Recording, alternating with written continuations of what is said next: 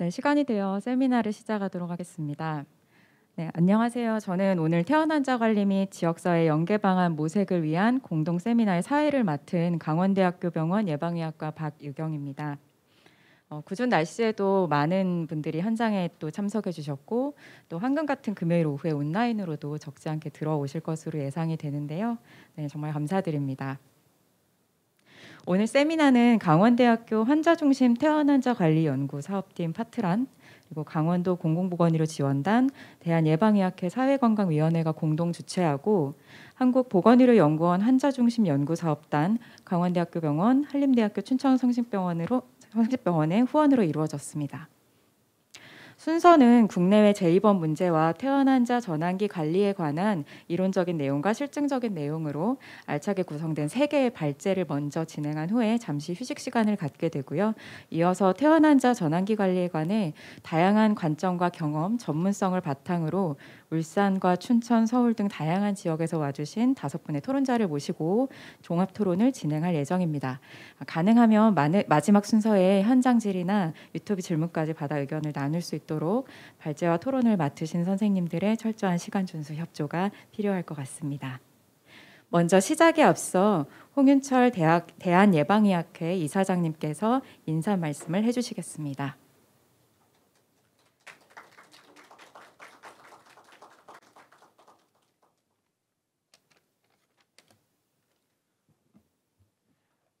안녕하십니까. 대한예방의학회 이사장 홍윤철입니다. 오늘 환자중심 전환기 케어 연구사업단과 강원도 공공보건의료 지원단 그리고 대한예방의학회가 주최하는 심포지움에 참석해 주신 내에 기분 여러분께 진심으로 감사와 환영의 말씀을 드립니다. 아울러 후원기관으로 본 행사에 물심양면 지원을 해주신 한국보건의료연구원 환자중심연구사업단, 강원대학교 병원, 한림대학교 춘천성심병원, 리케어 2022, 메셀K 관계자 여러분께도 감사의 말씀을 드립니다. 그간의 정부 당국은 보건의료의 보장성 강화, 의료 전달 체계의 개선, 의료의 공공성 강화 같은 문제들을 놓고 의료 체계 개혁에 노력하였고, 그러나 아직 미진한 면들이 많이 있지만 그럼에도 불구하고 일정 수준의 발전을 이루었다고 볼 수 있습니다.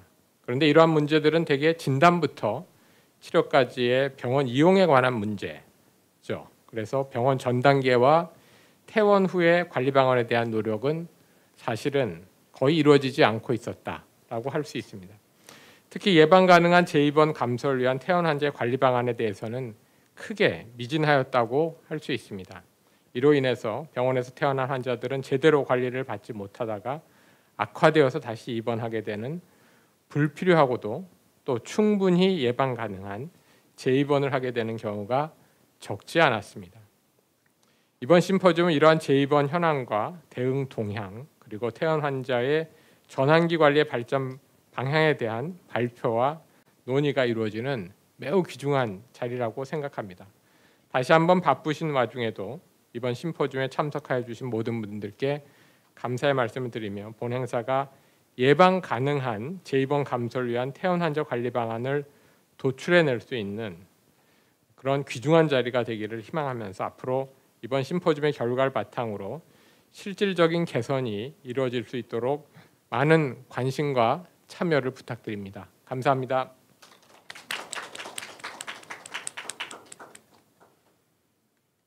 네, 감사합니다. 그럼 본격적으로 세미나를 시작하겠습니다. 첫 번째로는 국내외 제2번 현황과 대응 동향이라는 제목으로 최재영 교수님께서 발표를 해주시겠습니다.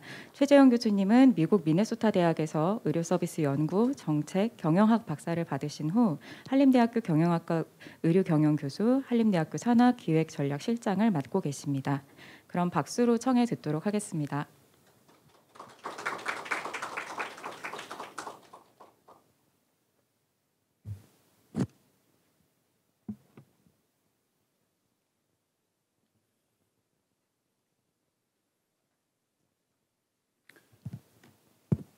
안녕하십니까. 인사드리겠습니다. 한림대학교 최재영입니다.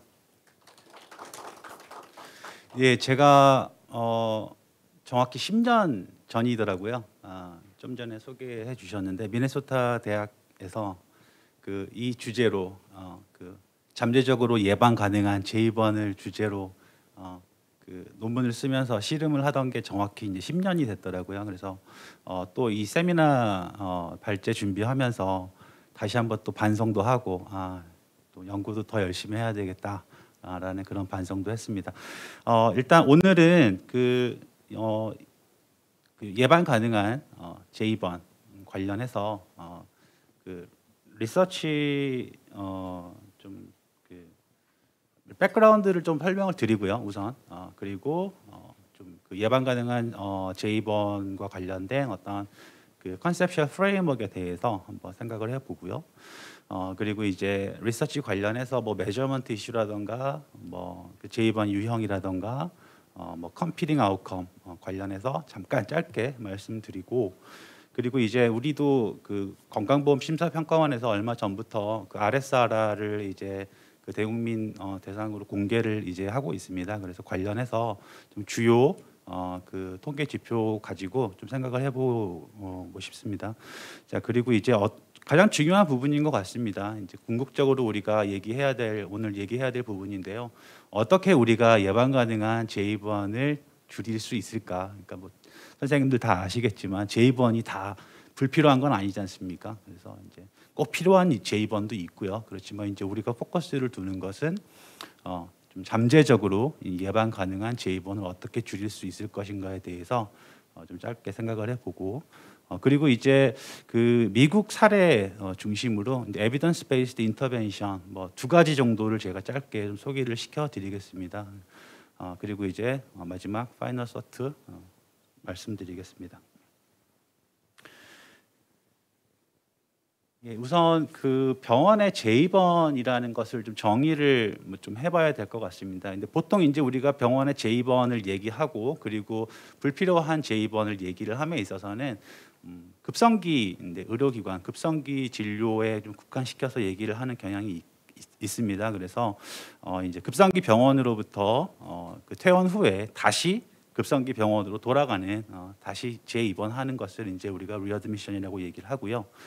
근데 이 제2번 이슈라는 것은 정말 제가 보기에는 정책하시는 분들 입장에서는 정말 완벽한 주제인 게요. 기본적으로 이것은 의료의 질의 문제와도 관련이 있고요. 그 다음에 이것은 이제 아무래도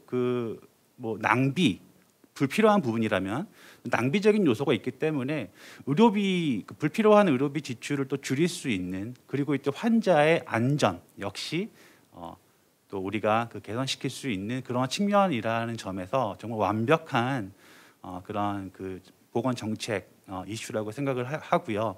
그런 면에서 미국에서도 한 15년, 한 13년 전에 정말 누구랄 것도 없이 관련된 연구가 정말 많이 나오고 환자 단체에서도 관련된 이슈 그리고 정책 이런 것에 대한 호응도 엄청 많았고요. 그다음에 학계에서도 또 굉장히 중요한 그런 문제라고 생각을 해서 지금까지도 활발하게 또 연구가 되고 있는 그런 분야입니다.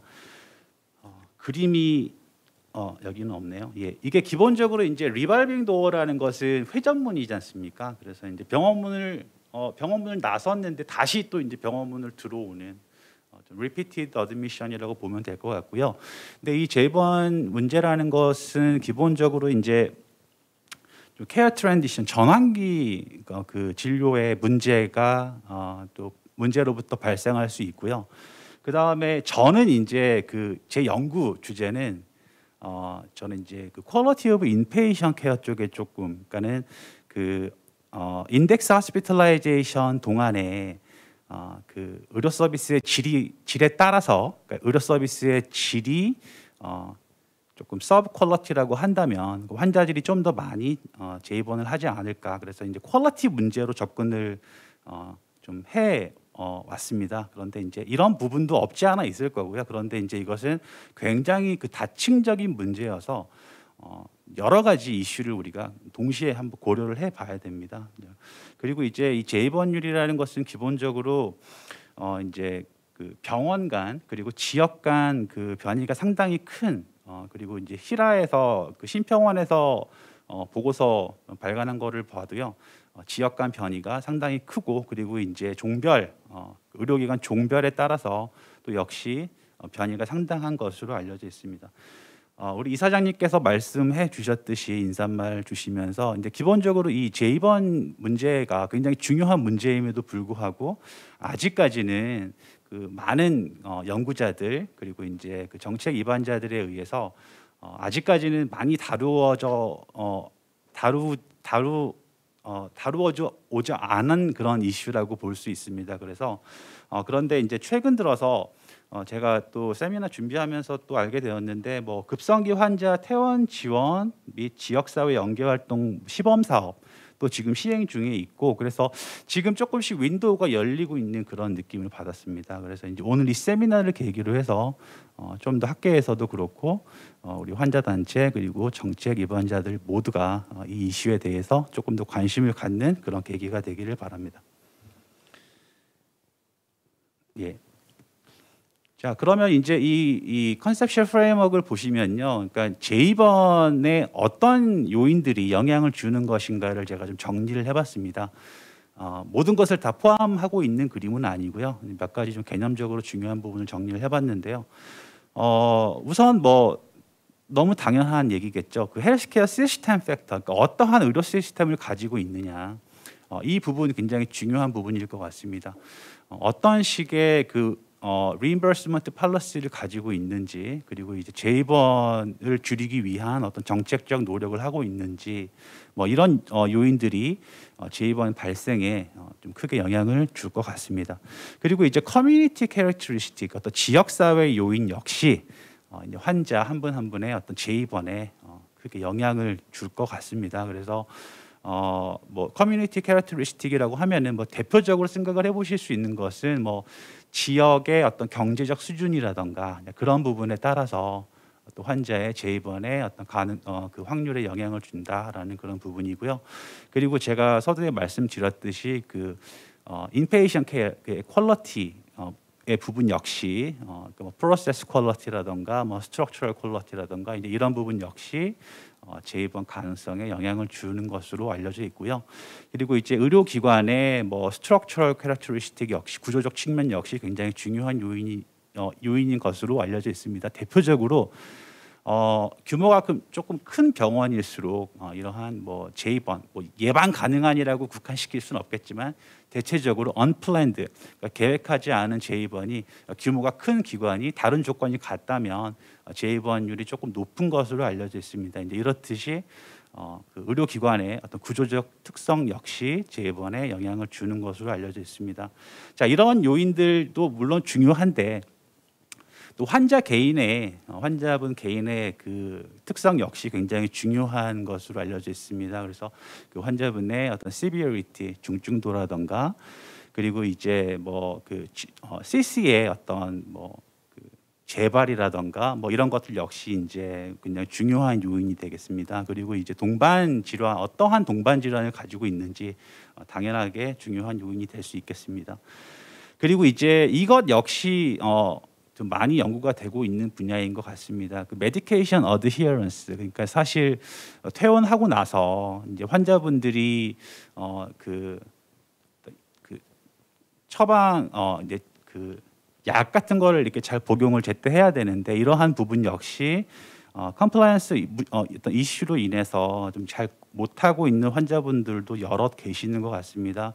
연관 지어서 또 다양한 어떤 그 인구사회학적 요인을 생각을 해볼 수가 있습니다. 뭐 교육 수준이라든가 뭐 인컴 수준이라든가 자, 이런 부분 역시 굉장히 중요한 요인이고요. 그리고 이제 어디로 퇴원하느냐, 집으로 퇴원하느냐, 아니면 뭐 재활 시설로 퇴원하느냐 이런 디스포지션 역시 그 재입원에 크게 영향을 주는 것으로 알려져 있습니다. 자, 그리고 이제 우리가 오늘 우리 주제 역시 예방 가능한 재입원이라고 얘기를 하는데요. 자, 그렇다 보면은 당연히 그 플랜드, 그러니까 계획했던 재입원은 뭐 자연스럽게 우리의 그 논의 대상은 아니고요. 근데 포커스는 언플랜드, 계획하지 않은 그러한 재입원을 우리가 포커스를 둬야 됩니다. 자, 그래서 이제 선행 연구들을 좀 정리를 해보면요. 이것이 이제 우리가 누가 이것이 예방 가능한지를 판단을 하느냐에 어떤 따라서 또 여러 가지 또 문제가 발생할 수 있는데, 기본적으로 선행 연구들을 좀 보면은 한 4분의 1 정도의 그 재입원은 대체적으로 어느 정도는 예방 가능하지 않을까라는 그러한 주장이 있습니다. 그런데 이것도 이제 연구자에 따라 다르고요.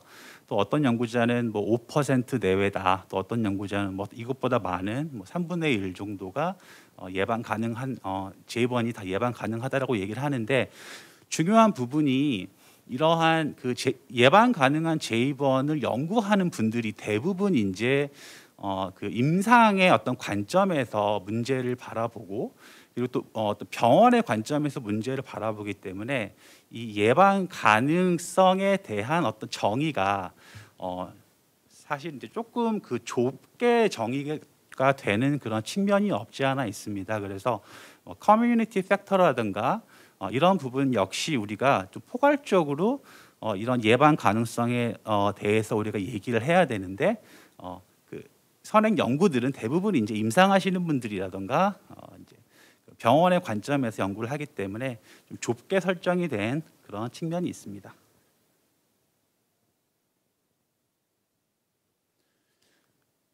그리고 이제 우리가 재입원이라는 것이 사실 이제 퇴원 후 퇴원 후 1일 후에 다시 재입원을 해도 재입원이 될 수 있고, 또 정의에 따라서 1년 이후 재입원도 역시 우리가 재입원으로 카운트가 가능합니다. 그래서 이 타임 윈도우를 어떻게 설정하느냐가 굉장히 중요한데요.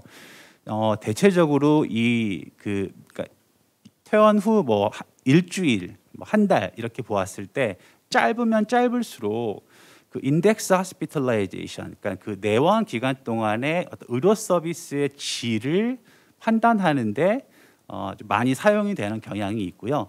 그다음에 퇴원 후 뭐 1년 내 재입원 이 정도 이제 상당히 긴 그 윈도우 같은 경우는 사실 이제 병원이 통제할 수 없는 부분이 너무 많기 때문에 뭐 환자 개인적인 특성이라든가 우리가 이 앞에 슬라이드에서 보셨듯이, 그렇기 때문에 이제 의료 서비스의 질, 인덱스 하스피탈라이제이션 동안에 발생한 의료 서비스의 질을 판단하는 데는 적절치 않습니다. 그래서 뭐 커뮤니티 팩터라든가 이런 그 1차 의료라든가 뭐 이런 부분을 좀 측정함에 있어서는 도움이 되는 것이 사실이고요.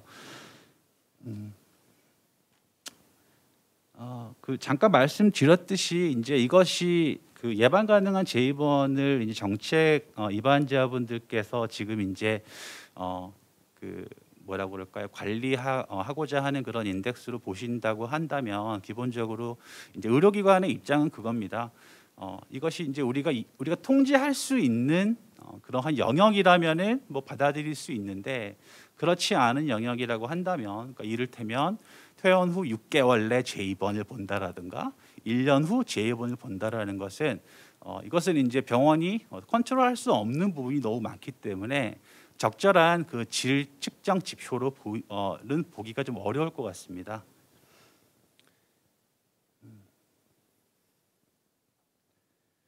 네, 그래서 이제 병원의 어떤 통제 밖에 있는 그런 요인들을 보았을 때, 뭐 예를 들어서 지금 왼쪽에 있는 논문 같은, 잘 안 보이시죠? 왼쪽에 있는 논문 같은 경우 지금 보면은 living alone, 그러니까 그 혼자 사시는 분, 이런 분들 같은 경우 재입원이 굉장히 높다, 재입원율이 높다라는 그런 연구 결과를 보여주고 있고요. 오른쪽 같은 경우는 그 HSR에 나온 논문인데요. 커뮤니티 팩터 역시 굉장히 중요한데, 뭐 이를테면 그 primary care physician, 그러니까 인구 뭐 1000명당, 10,000명당 primary care physician, 뭐 1차 의료 전문이라든가 뭐 예방의학 전문이라든가 이런 분들이 얼마나 많이 존재하느냐가 그러니까 예를 들어서 그런 분들이 많이 계시면 예방 가능한 재입원이 적어진다는 그런 연구 결과가 있습니다. 반대로 병원의 병상 수가 많으면 많을수록 그 지역 내에요. 지역 내에 병원의 병상 수가 많으면 많을수록 이러한 예방 가능한 재입원이 예방 가능한 한 것도 있고요.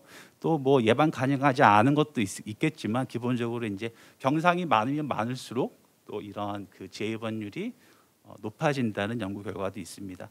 자, 그리고 이제 스페셜리스트 전문의가 되겠습니다. 그 전문의 어떤 덴시티 역시 그 전문의가 많으면 많아질수록 이러한 재입원율이 높아진다는 연구 결과도 있습니다. 그러니까 중요한 거는 어떤 커뮤니티의 어떤 요인들 역시 굉장히 중요한 재입원의 요인이라고 보면 되겠습니다.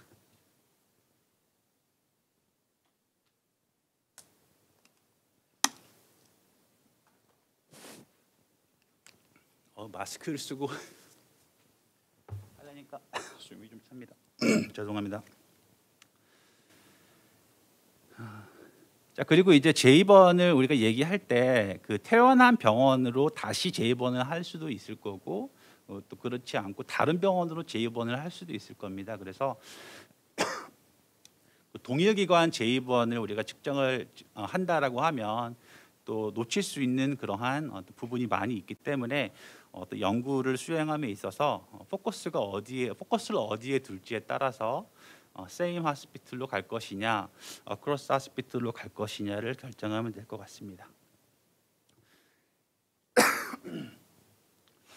자, 그리고 이제 이거 컴피팅 아웃컴에 대한 얘기인데요. 사실 그렇지 않겠습니까? 환자가 퇴원을 했는데 사망을 하면은 다시 그 환자는 재입원할 가능성이 이제 아예 없어지는 거지 않습니까? 그래서 이것을 이제 컴피팅 아웃컴이라고 얘기하는데요.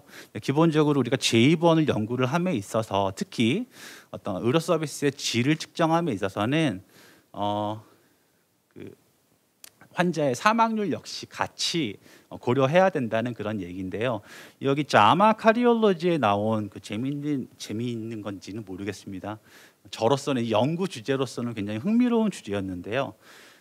보시면은 쉽게 얘기해서 재입원율은 떨어지는데 사망률은 올라가는 이러한 것의 observation에 대한 그 연구들이 최근 들어서 좀 많이 나오고 있습니다. 그래서 이것이 이제 같이 고려를 해야 된다. 그러니까 재입원을 어떤 그 정책적으로 줄이기 위해서 이제 병원의 어떤 그 지표를 관리를 함에 있어서 이렇게 예상치 못한 그러한 결과가 발생할 수도 있다라는 것 고려를 해야 되는데요. 그러니까 병원 입장에서는 그러니까 이게 왜 등장을 했냐면요. 그러니까는 재입원율이 높으면 페널티를 주겠다라고 이렇게 이제 으름장을 내놓으니까 병원 입장에서는 환자들을 가능하면 재입원 시키지 않으려고 좀 관찰하는 기간이 좀 늘어났다고 합니다. 미국에서요. 그렇다 보니까 그러니까 이런 연구가 지금 요거 하나만 있는 게 아니고 제가 벌써 본 것만 한 서너 편 되거든요. 그래서 그러니까 이런 분명히 이제 unintended consequence 역시 존재할 수 있다라는 그런 부분 생각하면 될 것 같습니다.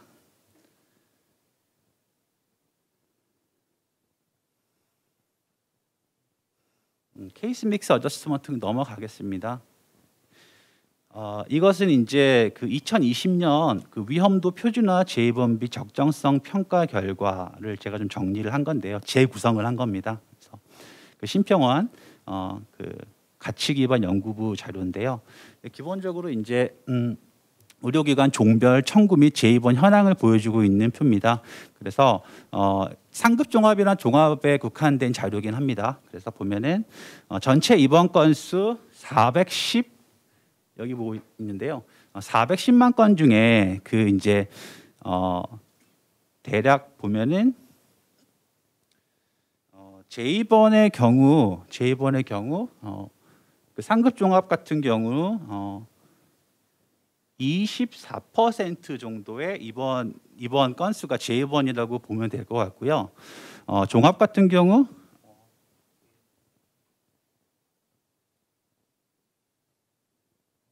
24 같죠? 잘못 정리가 된 것 같은데. 그게 아니고 상급 종합에 그 상급 종합에서 퇴원하고서 어디로 재입원을 하느냐를 보여주는 그런 표입니다. 그래서 이제 보면은 건당 요양급여 비용을 보면은 건당 한 450만 원 정도가 되는데요. 이제 계획되지 않은 재입원 현황을 보면은 대략 한 6.6% 정도의 전체 재입원이 이제 계획되지 않은 재입원이라고 보면 될 것 같고요. 이제 계산을 좀 해보니까 계획되지 않은 재입원 요양급여 비용을 상급 종합이랑 종합에 국한시켜 본다면 연간 한 8,357억 정도가 이 계획되지 않은 재입원으로 인한 어떤 지출로 보면 될 것 같고요. 이제 그 상급 종합, 그다음에 종합, 병원까지 카운트를 하면은 한 1조 2천억까지 늘어날 것 같더라고요. 그러니까 이제 이게 코스트 관점에서도 굉장히 중요한 문제라고 보여집니다. 그리고 이제 상급 종합하고 종합하고 비교를 해보면은 그 위험도 표준화 재입원비를 보면은 상급 종합에 비해서 종합병원이 위험도 표준화 재입원비가 조금 그러니까 종합이 상급 종합에 비해서 높은 것으로 나타났습니다. 보면은 종합병원의 경우에는 재입원율이 한 7%, 상급 종합의 경우에는 5.6% 정도로 나타났습니다.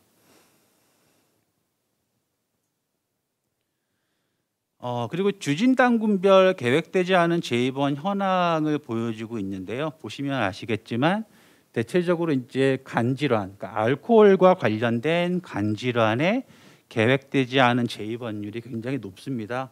한 22.3% 정도로 나와 있고요. 그리고 이제 만성 폐쇄성 폐질환 COPD 역시 17% 정도의 어떤 계획되지 않은 재입원율을 지금 보여주고 있습니다. 기타 간질환도 굉장히 높은 것으로 지금 나와 있고요.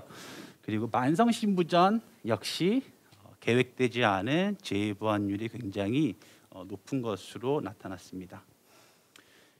이제 권역별 그룹 평가를 해보면은 이제 뭐 강원권, 경상권, 경인권, 서울권, 전라권, 제주권, 충청권으로 나눠서 본다면 기본적으로 이제 서울권하고 충청권의 경우에 A 그룹은 이제 기대보다 잘하고 있다라는 건데요. 그러니까 A 그룹에는 그 서울권하고 충청권이 상대적으로 좀 많이 있고요. 그러니까 잘 못하고 있는 위험도 표준화 재입원비가 높은 기관인 C 그룹에는 전라권 높죠. 예, 전라권 그리고 강원권, 제주권 정도가 높은 것으로 나타나 있습니다. 그럼 이제 우리가 어떻게 이러한 예방 가능한 재입원을 줄일 수 있을까에 대해서 생각을 해봐야 되는데요. 기본적으로 정말 우리가 이 예방 가능한 재입원을 줄이고자 하는 의지가 있는가?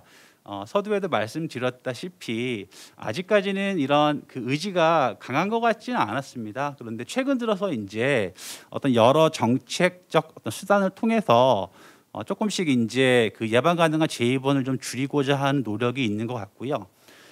중요한 건 이제 헬스케어 시스템이 이렇게 예방 가능한 재입원을 이렇게 줄이는 데 있어 가지고 적절한 인센티브를 주어야 하는데 그런 인센티브를 가지고 있는지에 대해서 우리가 한번 점검을 해봐야 되는데 충분한 것 같지는 않습니다. 충분한 것 같지는 않고요. 그 다음에 이제 말씀드렸다시피, 그러니까 그 재입원의 예방 가능, 그러니까 우리가 포커스를 예방 가능한 재입원으로 두고 있으니까 그렇다면 이제 그 예방 가능한 것이 과연 무엇이냐 한번 고민을 해봐야 되는데요. 최근 들어서 포커스를 보면은 연구들을 보면은 ACSC에 조금 포커스를 맞추는 경향이 있는 것 같습니다. 그래서 이쪽으로 조금 포커스를 두어서 연구가 진행이 되고요.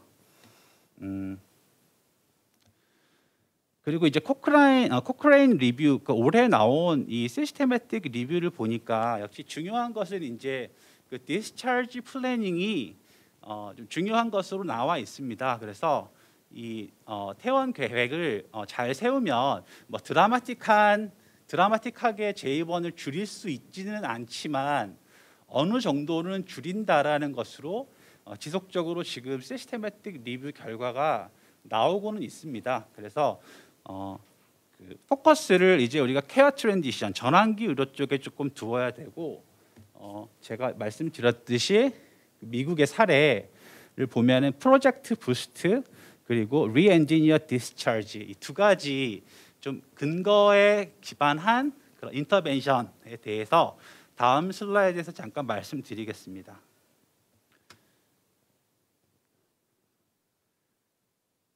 네, 이것은 이제 그 re-engineer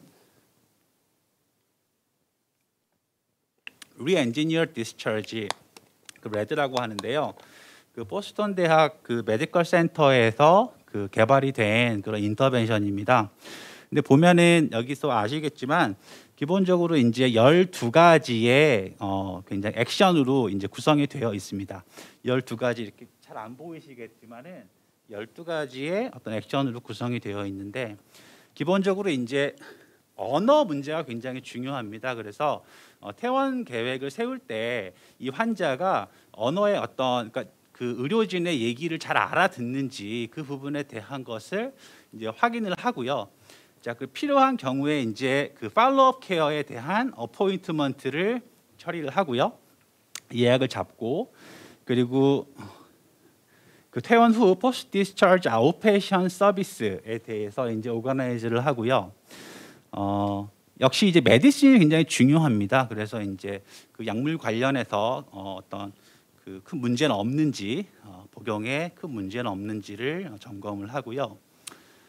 그리고 이제 그 다음 슬라이드에서도 나오는데 그 퇴원 관리를 할 때 환자들이 잘 이해할 수 있는 언어로 하는 것이 굉장히 중요한 것으로 알려져 있습니다. 그러니까 이제 의료진들이 물론 바빠서 그냥 루틴대로 할 수밖에 없겠지만 정말로 이제 우리가 환자들이 예방 가능한 재입원을 하지 않게 하기 위해서는 환자들 중심의 환자 중심의 이 디스차지 플래닝을 해야 된다. 그렇게 보면 될 것 같고요.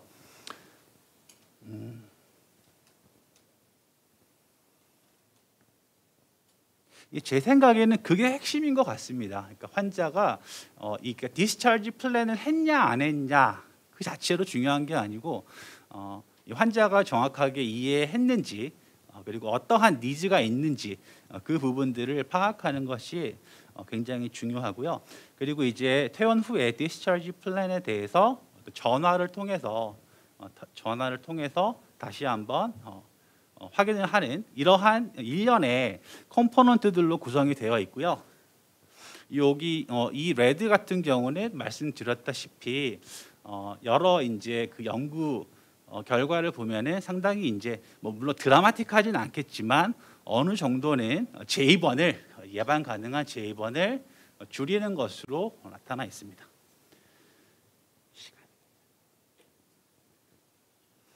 두 번째는 프로젝트 부스트인데요. 이거는 이제 하스피탈리스트 그 미국의 소사이어티 오브 하스피털 메디슨에 의해서 개발이 된 인터벤션입니다. 그런데 이것 역시 제가 보기에는 앞에 우리가 살펴본 요 레드 리엔지니어 디스차지의 인터벤션하고 크게 다르진 않습니다.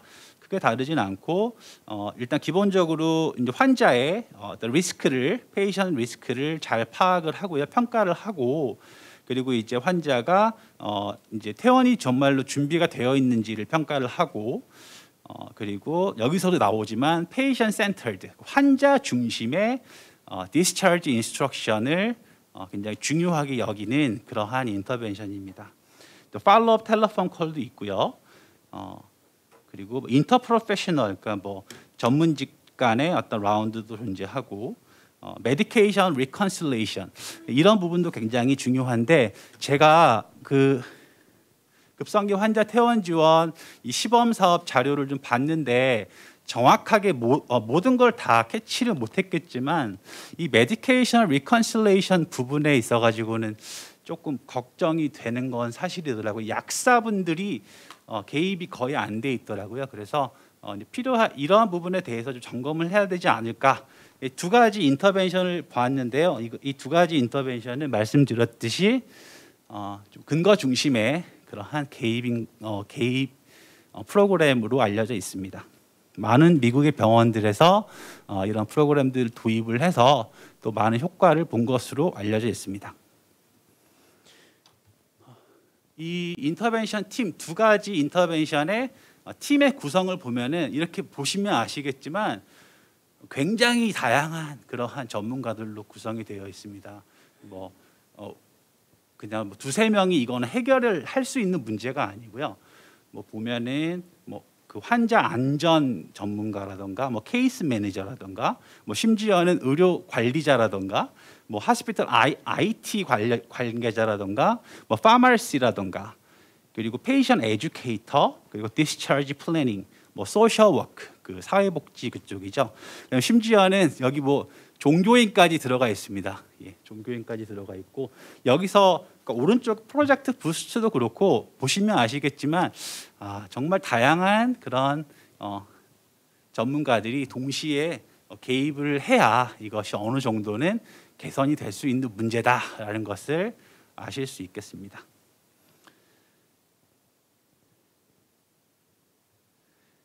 예, 말씀드렸듯이 이 예방 가능 재입원을 줄이는 것은 굉장히 그 환자의 어떤 환자의 안전 측면에서도 굉장히 중요하고요. 그리고 이제 어떤 의료비 지출 불필요한 부분에, 그러니까 저는 이제 필요한 부분이라고 한다면 반드시 그걸 줄여야 될 것이냐라는 거에 대해서는 의문인데 불필요한 부분의 지출은 줄이는 것이 맞잖아요. 그런데 예방 가능한 재입원을 줄이는 이 정책 이슈, 저는 정책 좀 이제 하는 사람이어서 정책을 얘기했는데 예방 가능한 재입원을 줄이는 문제는 제가 보기에는 정말 너무나 중요하고 우리가 반드시 해결해야 할 그런 문제 같습니다. 그리고 이제 보셨듯이 예방 가능한 재입원을 줄이기 위해서는 어느 한두 명이 열심히 해서 될 문제가 아니고 정말 다양한 사람들의 공동된 shared effort가 필요한 문제라고 보여집니다. 자, 그리고 이제 최근 들어서 빅데이터도 말이 많고 그리고 personalized healthcare도 얘기가 많은데요. 우리가 이제 이런 빅데이터라든가 맞춤형 의료라든가 여러 가지 이제 우리가 이용할 수 있는 건 다 이용해서 최대한 좀 과학적으로 근거 기반으로 이런 예방 가능한 재입원을 줄이는 노력이 필요할 것 같습니다. 네. 경청해 주셔서 감사합니다.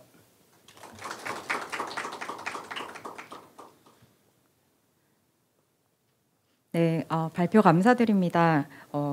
오늘 이제 첫 번째 발표로 시작해 주셨는데요. 재입원의 발생 프레임워크부터 시작해서 기본적인 어떤 국내외 현황 그리고 예방에 관한 부분까지 꼼꼼하게 짚어주셨습니다. 앞으로 이어질 논의가 한국의 이 재입원 예방, 퇴원 환자 관리에 관한 것 조금 더 구체적으로 이제 진행이 될 건데요. 이어질 논의에 앞서 전체적인 그림을 보신 것으로 생각해 주셔도 좋을 것 같습니다. 네, 다음은 한국의 퇴원 환자 전환기 관리의 발전 방향에 대해 조희수 교수님께서 발표해 주시겠습니다. 강원대학교 의학전문대학원 의료관리학교실 교수로 재직 중이시며 동시에 강원대학교병원 공공보건의료 사업실 실장, 강원도 공공보건의료 지원단 단장을 맡고 계십니다. 네, 교수님 발표 부탁드립니다. 안녕하세요. 강원대학교 조희숙입니다. 인사드리겠습니다. 네. 우리 교수님께서 시간을 너무나 정확하게 지켜주셔서 저도 그 시간을 잘 지켜야 되는 그 압박감을 가지고서 그 진행하고 있는 저희 연구 또 한국에서의 상황 앞으로 갈 방향을 좀 간단하게 말씀드리고 하겠습니다. 저희 그 오늘 후원을 해주시는 네카의 그 환자 중심 연구 사업단에서 지원을 받아서 실질적으로 좀 연구를 하고 있고요. 어찌 보면 이제 제가 이 퇴원 환자에 대해서 관심을 가졌던 것은 한 10년 전 저희 가족에서부터 시작입니다. 저희 아버지가 그때 90 넘으셔서 암 진단 받으시고 사실 관심은 암이었는데 암은 너무나 성공적으로 잘 수술을 받으셨는데요. 갑자기 계획 없이 저희는 한 그래도 일주일 정도 푹 있다가 나가실 걸로 생각했는데 대형 그 빅5 병원이었거든요. 당장 이틀 후에 나가야 된다 통보를 받고 계획 없이, 그러니까 앞에서 말씀하신 컴프레hen시브한 디스차지 플래닝 없이 갑자기 이제 병원에서 추방당했다고 저희는 생각하는데 추방을 당했습니다. 병원에서 저희 어머니도 이제 연로하셨고 케어가 전혀 준비 안 된 상태로 한 3, 4일 요양병원에 계시다가 집에 가야 된다 하셔서 집도 준비 안 됐는데 모셨고 그래서 암은 성공적으로 수술을 잘 하셨는데 그러는 과정에서 90 넘으신 어르신이 한 일주일 병원에 계시고 하다 보니 어떻겠습니까? 근력이 다 떨어지시고 그러니까 반복되는 낙상으로 반복되는 입원을 하시고 결국에 그래서 폐렴으로 이렇게 이제 돌아가셨거든요. 그때 처음 그 퇴원하는 이 과정이 정말 중요한 것이구나 하는 생각을 좀 했었고요. 저도 이제 병원에 원치 않게 좀 입원을 했었던 경험이 있는데 그 과정, 여기서 우리가 얘기하는 전환기라는 것이 굉장히 중요하더라고요. 그러니까 병원에서는 이제 환자가 아니야라고 이제 내쫓았는데요. 그런데 이제 지역사회 보통 일상으로 돌아가면 또 다시 일반인으로 병원에 들어가기 전의 사람으로서 업무에 충실하고 사회에 적응해 주기를 사회는 요구합니다. 그런데 사실 본인은 아니거든요. 나는 환자 절반, 정상인 절반이에요. 그래 나는 분명히 회복을 해야 되는 시기인데 그 회복이라는 것은 굉장히 큰 스트레스이지만 개인이 짊어져야 되는 몫인 거죠. 그래서 병원이 무엇을 해주는 것도 아니고 자기 돈이 있어서 뭔가 특별한 서비스를 받기도 하지만 그것은 굉장히 소수고요. 그래서 그런 부분에서 신체적인 또 정신적인 사회적인 지원들이 많이 필요한데 그런 부분이 아직은 빠져 있습니다. 어찌 보면은 굉장히 중요한 시기죠. 그래서 관심이 있었고 또 개인적인 연구 사업은 했지만 좀 체계적인 그리고 이렇게 같이 공론화할 수 있는 자리를 마련해 주신 것은 그 환자중심 연구사업단 네카에서 지원을 해주셨기 때문에 이제 가능했고 그래서 이제 이 덕분에 조금 더 체계적으로 제가 4년 동안 연구도 하면서 연구와 함께 좀 더 공론화하고 중요한 부분은 연구로 끝나는 것이 아니라 저는 정책을 만드는 것이거든요. 그 정책을 만드는 건 저는 연구자가 만드는 건 줄 알았는데 결론은 우리 국민이 만드는 것이더라고요. 아무리 연구자가 좋은 안을 얘기를 드려도 국민들이 또 환자가 원하지 않으면 그 부분들은 가기 어렵습니다. 그래서 조금 더 이 부분들을 저는 이제 확산하는 것에 저의 연구의 의미를 두고 싶습니다. 저는 그 입원이라는 상황에 대해서 여러 가지 다양한 상황들이 존재한다고 봅니다. 보통은 이제 건강하시다가 우리는 입원이라는 위기를 겪는데요. 보통은 둘 중에 하나만을 생각하세요. 퇴원하고 원래대로 회복하는 것. 아니면 퇴원을 못하고 뭐 더 심해지거나 중증으로 계속 그래서 이제 건강이 악화되거나 사망하는 경우 정도를 생각을 합니다. 근데 실제로 많은 부분들은 퇴원과 재입원과 퇴원을 했다가 다시 재입원을 반복을 하는데요. 그런 부분에 특히 이제 노인 인구가 많아지기 때문에 아까 말씀드렸던 것처럼 원래 질병은 치료를 잘했어요. 그 병원에서는 그냥 A라는 질병이 있으면 A 치료하면 다 한 걸로 아무 문제가 없습니다. 그런데 입원이라는 어떤 그 위기, 이벤트를 계속 반복할수록 특히 나이가 많으신 분일수록 재입원을 하다 퇴원을 하면 어떻습니까? 계속 재입원하는 상태가 또 퇴원을 하는 상태가 점점 더 원래 기능보다는 많이 떨어지는 것으로 그렇게 낮아진다는 거죠. 그래서 결국 이렇게 계속 반복하다 보면 결국에 환자 본인도 그냥 환자가 그 병원에 의존해야 되고 그것뿐 아니라 그 환자를 돌보는 노인 어르신들의 그 가족분들의 어떤 꼭 경제적인 것만이 아니라 삶의 질, 그러니까 일상적인 삶이 다 무너지는 과정을 반복하는 것이죠. 저는 그래서 이 퇴원 후 환자 관리를 통해서 어찌 보면 이 위기가 모든 것이 기회가 될 수 있듯이 더 많이 더 건강해질 수 있다는 역발상을 제안을 드리는 겁니다. 왜냐하면 평소에 뭐 담배 또 좋지 못한 건강 습관 가지셨던 분도 한 번 이 위기라는 것이 오게 되면 자기를 둘러보게 되고 일단 건강의 우선순위를 갖게 되죠.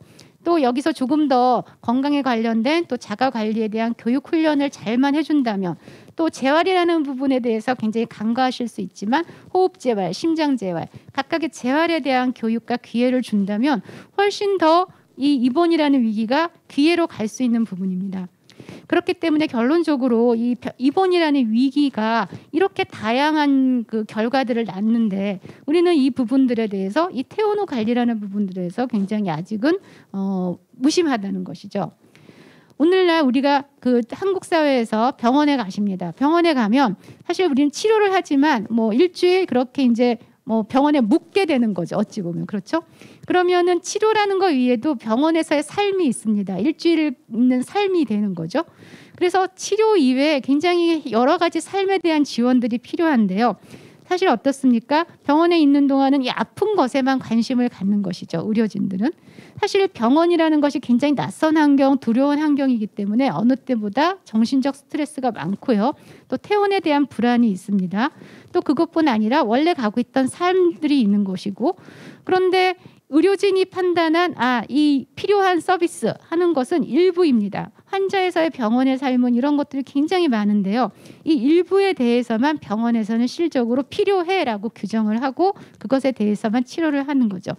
그런데 따지고 보면 필요라는 것은 제가 아까 말씀드렸던 그 모든 것들이 다 필요한 것이에요. 퇴원에 대한 관리, 정신적인 여러 가지 스트레스에 대한 관리, 또 안 좋은 그 원인 제공을 했던, 오늘 입원을 하는 데 있어서 원인 제공을 했던 많은 생활 습관들이 있다면 그것도 해결을 해야 되는, 또 개선을 시켜드려야 되는 교육과 그 상담의 대상인데요.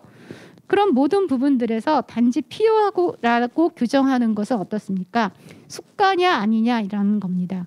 그래서 지금 현재 의료 시스템에서는 아까 의료 시스템 말씀 주셨는데 환자가 정말 필요한 것의 기준보다는 의료적인 영역에서 숙가화되는 부분에 대해서만 해드리고 있는 것이죠. 그러니까 숙가가 되지 않은 것들은 필요가 없느냐가 아니라 그냥 국민건강보험공단에 숙가가 지금 되지 않다는 부분입니다.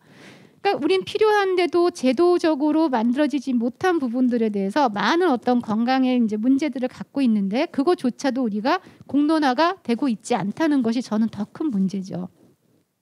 그래서 입원과 퇴원이라는 정말 중요한, 그래서 저는 이제 전환기라는 거의 용어보다는 우리가 영어로 이제 트랜지션 한다. 그래서 트랜지션 케어라고 하는데 최근에는 회복기, 환자 입장에서는 우린 보통 이제 회복기죠. 그 회복기가 굉장히 중요해서 이제 그 용어를 저는 쓰고 있는데요. 회복기에 우리가 잃어가는 것들이 뭘까 생각해 보면 이렇게 다리가 우리 뚝 끊어진 이 부분에서 이 관계, 정보, 관리 이런 것들이 다 깨지고 있는 겁니다. 그러니까 원래 대학병원에 입원했던 동안 저를 봐줬던 의사 선생님 진료진이 계세요.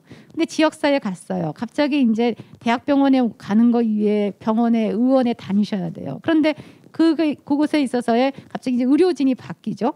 그러면서 그 이어져야 되는 많은 정보들 여기서 이제 끊깁니다. 그러면서 여기서 해야 되는 많은 부분들이 있었는데 그 관리 또한 끊기는 부분이죠. 그러니까 이런 부분들이 중요하게 이 회복기에서 가져가야 되는 부분인데 불구하고 이렇게 다리가 끊기는 것처럼 큰 문제가 있는 겁니다. 그럼 우리가 이렇게 급성기에 내지는 이제 급성기를 만성질환을 가시는 분도 일단 병원을 하면 급성기겠죠. 급성기에 입원을 하고요. 이렇게 퇴원을 하세요. 그다음에 어느 정도는 내가 이제 회복 이후에 유지를 하는 요 사이를 우리가 회복기, 전환기라고 보면 그게 이제 누구의 책임이냐에 따라서 나라가 돈을 대야 되느냐, 내가 돈을 대야 되느냐, 그것이 이제 달라지는 거죠. 근데 지금은 어떻게 되냐면 고스란히 개인의 몫입니다. 환자의 몫이 되는 거죠.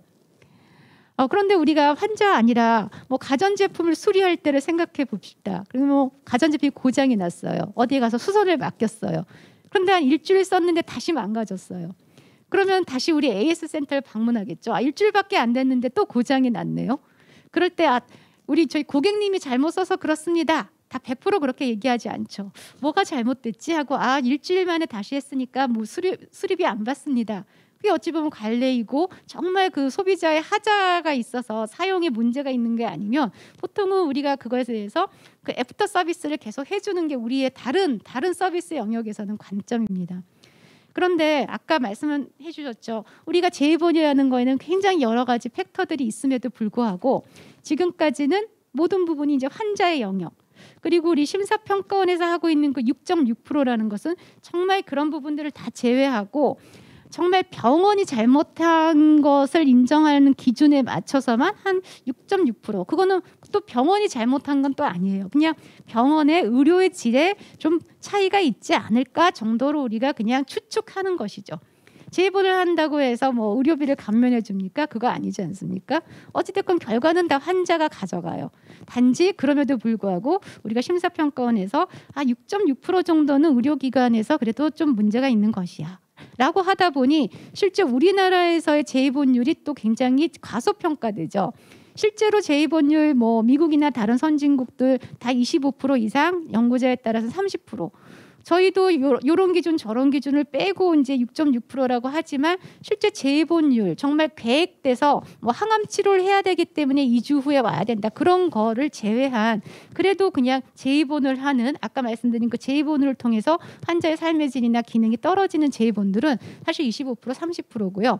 아까도 우리가 심평원에서 얘기했던 것처럼 대형 병원보다 종합병원이 더 재입원율이 높은 것은 중환 환자는 종합병원이 더 많음에도 불구하고 종합병원이 그만큼 관리에 대한 부분들이 또 소홀한 부분까지를 생각하고 지역 차이 또 지역 간의 차이가 또 크고 그렇다면 어느 지역 종합병원을 이용하는 어떤 경우에서는 굉장히 많은 부분의 재입원율이 상대적으로 많다.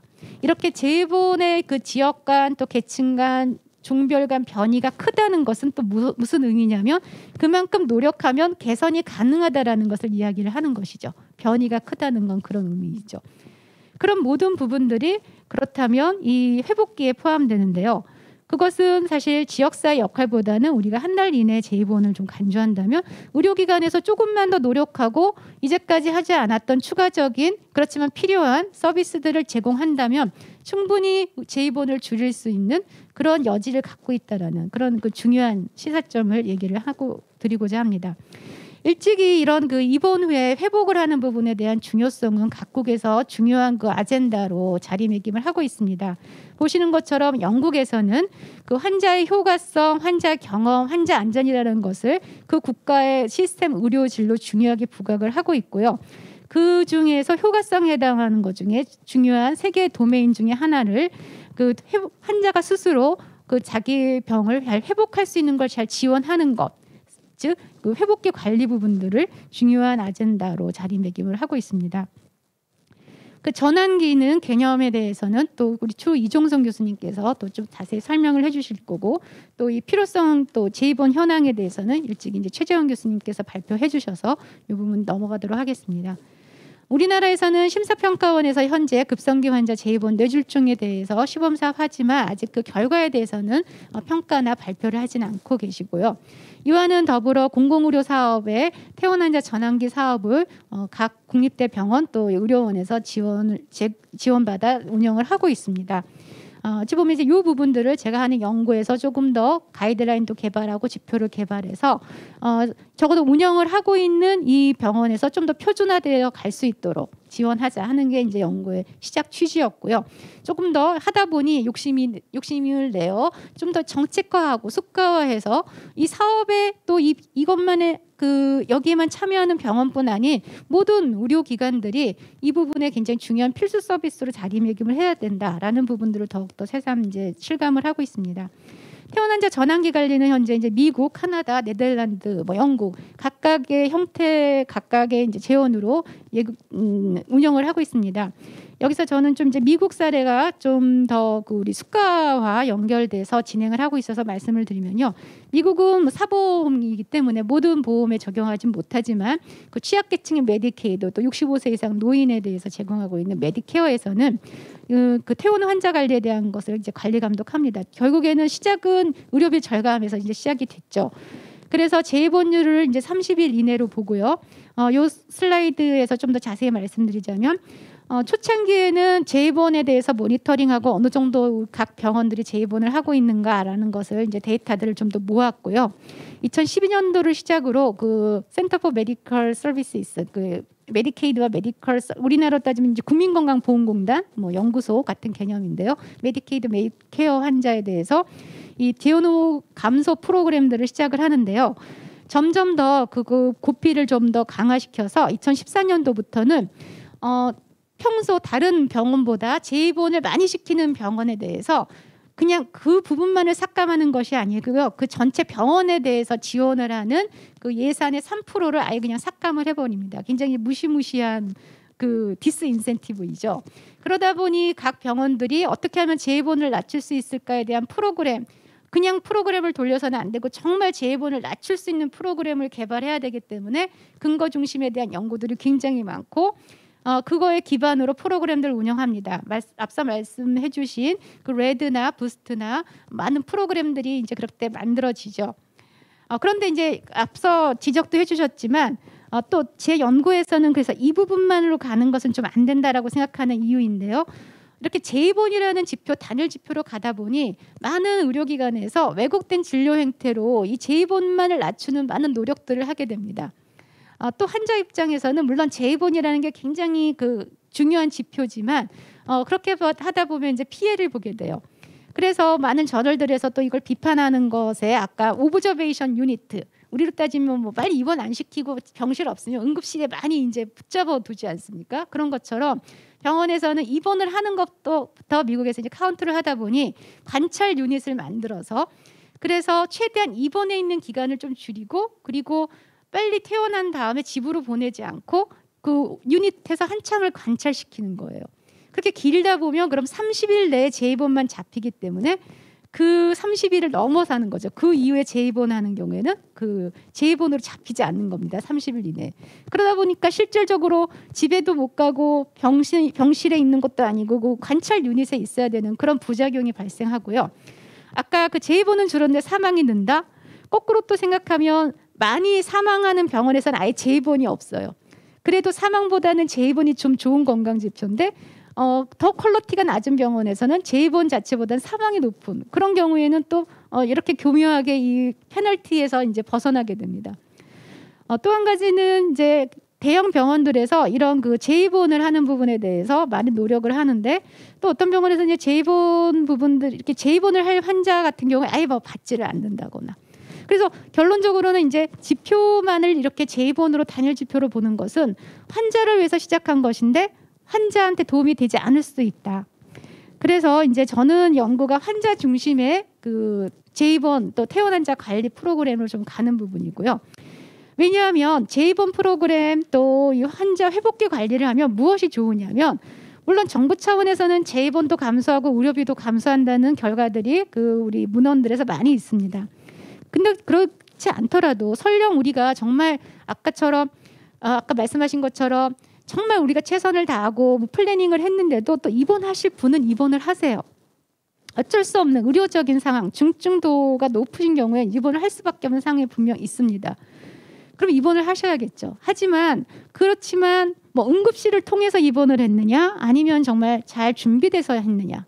똑같이 입원을 하셔도 이런 퇴원 환자 프로그램을 안 했으면 한 일주일 계속 입원하셔야 되는데 좀 경증으로 입원을 하실 수도 있고 그런 부분에서 그 환자가 이 프로그램을 얻는 데 있어서 단지 그냥 재입원했냐 안 했냐라는 것보다는 정말 어떤 기능 상태냐 그렇게 재입원한 다음에 집으로 돌아가셨을 때 아까처럼 다시 재입원을 반복하느냐 아니냐 또 본인이 정서적으로나 여러 가지 심리적으로 어떻게 안정감을 얻고 만족을 했느냐 그리고 아까처럼 재입원이 딱 그 병은 아니지만 뭐 낙상을 감소할 수도 있고요 환자 안전을 줄일 수도 있습니다. 그리고 자가 역량 관리를 굉장히 잘할 수도 있습니다. 그래서 사실 이런 지표, 이런 서비스를 우리가 같이 해야 진정한 정말 환자를 위한 건데 그냥 우리 6.6% 재입원 그리고 그것을 줄이기 위해서 정말 뭐 그 30일 이내 재입원만을 하다 보면 또 자칫 이렇게 이제 갈 경우에 많은 의료 병원들이 어떻게 재입원을 낮출 것인가에 대한 태스크포스 팀 운영해서 그냥 그렇게만 갈 수 있거든요. 그래서 첫 단추를 잘 끼워야 되듯이 우리가 재입원을 이렇게 행위별 수가제로 가는 것은 위험하다. 그냥 뭐 상담을 했냐 안 했냐 또 어떻게 했느냐 그것은 정말 또 환자만 귀찮게 할 수가 있어요. 그래서 좀 더 그 또 재입원뿐 아니라 이런 다른 환자가 누려야 되는 지표들을 얼마나 잘 제대로 만든 이 퇴원 환자 프로그램이냐 하는 것들을 하기 위해서는 수가도 그렇고 제도도 그렇고 정말 환자 중심에서 가야 될 부분들이 많다는 겁니다. 남은 시간에 제가 연구 결과 발전 방향에 대해서 조금 말씀을 드리도록 하겠습니다. 그래서 이제 그런 취지로 저희가 그 네카 한국보건의료연구원 지원으로 작년부터 이제 연구를 시작했고요.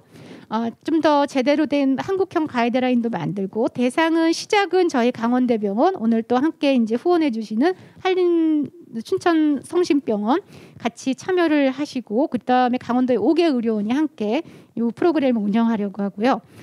재입원을 많이 하시는 질환들이 많습니다만 그 만성 폐쇄성 폐질환이라고 호흡기 질환 또 강원도에 많으신데요. 만성 호흡기 질환을 이제 겪고 계시는 그 재입원을 하시는 분께 저희도 가장 중요한 부분이 그 얼마나 잘 포괄적인 그 퇴원 계획을 세워드리냐가 굉장히 중요한 핵심 하나예요. 왜냐하면 본인이 병명이 무엇인지도 잘 모르시고요. 그리고 뭐 흡입제 쓰는 법 그런 부분에 대한 것에 정확한 이제 실습 교육이 안 돼서 집에 돌아가셔서도 힘든 경우가 많으셔서 이제 두 번째가 자가 관리 영양 교육, 그리고 세 번째가 지역에 충분히 누릴 수 있거나 내가 이런 그 요양이나 다른 어떤 그 복지 서비스 지원 대상임에도 불구하고 신청을 어떻게 해야 되는지, 어떻게 해 그 응급상황 때 누구를 불러야 하는지를 모르시는 경우에 지역사회 연계, 그 퇴원 후 프로그램이 너무 복잡해지면 우리가 수가화나 확산이 어렵습니다. 그래서 앞에 우리 그 레드나 부스트에서도 딱 12개 몇 개 간단하게 하는 부분이 어느 병원에서 이거를 우리가 확산하더라도 우리 뭐뭐뭐는 우리 퇴원 환자에 넣는다, 그런 것들이 좀 정립이 돼야 되거든요. 그래서 이제 그런 것들을 좀 핵심으로 만들어서 확산하려고 하는 게 저희 취지고, 크게는 그래서 퇴원 환자 관리에 대한 어떤 계획, 그다음에 교육, 그다음에 지역사회 연계 세 개를 좀 더 이제 그 가이드로 지침으로 만들어 이제 드리는 연구들을 진행을 하고 있습니다. 그리고 어떤 것이 좋아져야 그러면 이 프로그램이 효과가 있느냐가 단지 입원했냐 안 했냐가 아니라 아까 말씀드린 여러 이제 삶의 질 지표들이 같이 제시가 될 필요가 있다라고 해서 저희가 이제 1차 연도가 끝났고, 이제 1차 연도인데 12개월은 아니고요. 6개월, 7개월 뭐 이제 좀 이렇게 나뉘어져 있습니다. 간단하게 제가 그 1차 연도 이제 중요한 포인트는 다음 제 발표해 주실 이종성 교수님께서 좀 더 이제 그 실제 조사를 해주신 부분들을 조금 더 상세하게 소개를 해드릴 계획이고요.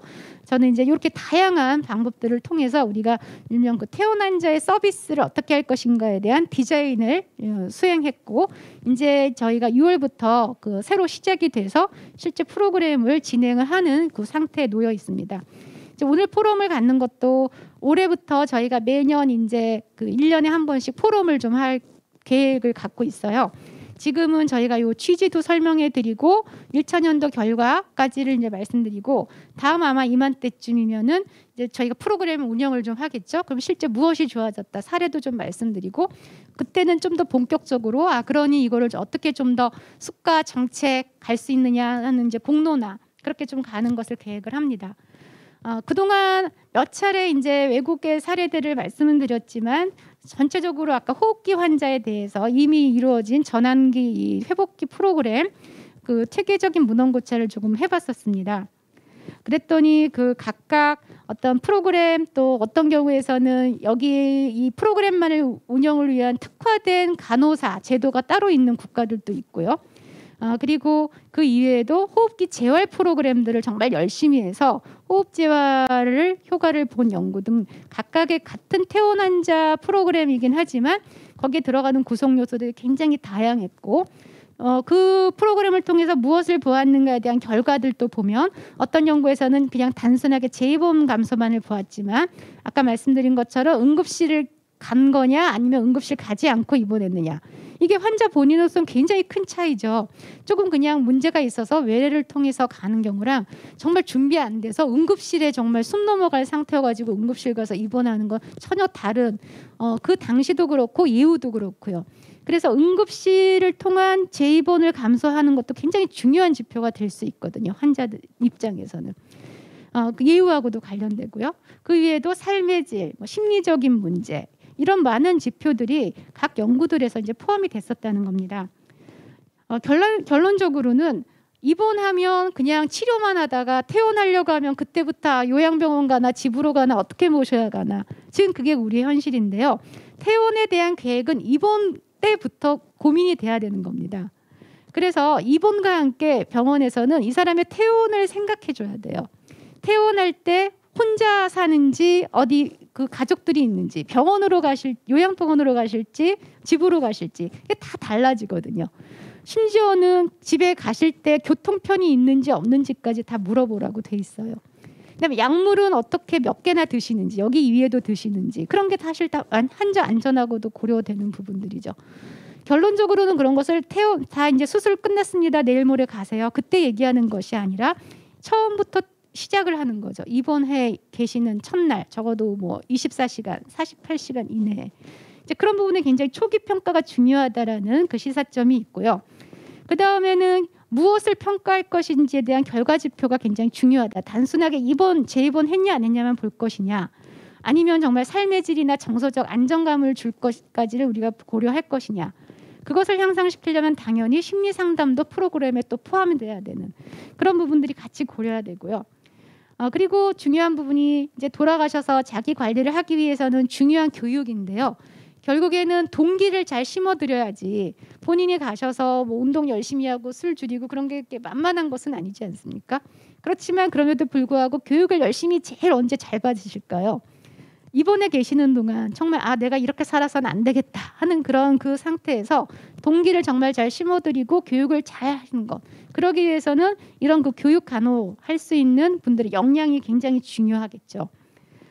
이렇게 해서 저희가 이제 선행 연구 지표들을 통해서 또 전문가 우리 델파이들을 이렇게 진행했고요. 결과적으로는 방금 말씀드리는 부분들에 대해서 다 우리 전문가분들 또 그 조사에서 이런 부분들을 적극적으로 동의를 해주셨습니다. 그래서 결과 지표에는 건강뿐 아니라 환자가 얼마나 안전하게 서비스를 받았느냐, 얼마나 환자를 중심으로 건강의 삶의 질을 잘 향상되었느냐가 이 퇴원 환자 관리에서 같이 봐야 되는 그 지표, 평가 지표다라는 부분이고요. 그렇기 때문에 우리가 그냥 건강보험의 행위별 수가가 아니라 어찌 보면 필요하다면 뭐 인도제로 가야 될 수도 있고요. 그런 프로그램에 대한 것을 그 병원이 인증을 받으면 그 프로그램을 하고 있는 병원에 대해서는 그 1인당 얼마 크진 않지만 그 사람에 대한 수가로, 그리고 대신 뭔가 결과 평가가 필요하겠죠. 평가를 통해서 그 병원의 어떤 재입원율 감소나 환자 경험이 증가하거나 이런 그 지표들이 좋아지면 그런 부분에 대해서 가감, 좀 더 나아가서는 환자 적정성 평가나 또 의료질 향상 지원금에 이와 같은 퇴원 환자 관리 프로그램에 단지 했다 안 했다의 유무보다는 결과까지를 고려한 그 인센티브가 이렇게 가야 되는 부분입니다. 지금은 전혀 그런 부분들이 이제 없는 것이죠. 그래서 이 건강보험에 대한 수가, 또 하나 중요한 부분이 이 퇴원 환자 관리만 달랑 하나 있어서는 다른 커뮤니티 케어와 연계하는 그 보조 수단 없이 혼자 가기가 어렵습니다. 지역사회 연계를 해드리는 게 중요한데 지역사회 연계할 자원이 없어요. 또 퇴원 환자 계획 잘 세워드렸는데 정작 집에서 그래도 가정 방문을 받으셔야 되는 경우도 있어요. 또 내가 병원에 1차 의원에 이제 다니기로 했는데 1차 의원에서 만성질환 관리나 다른 뭐 코디네이터가 전혀 없고 이런 질환에 대한 관리가 부족해요. 그럼 다시 난 대학병원으로 다닐 수밖에 없거든요.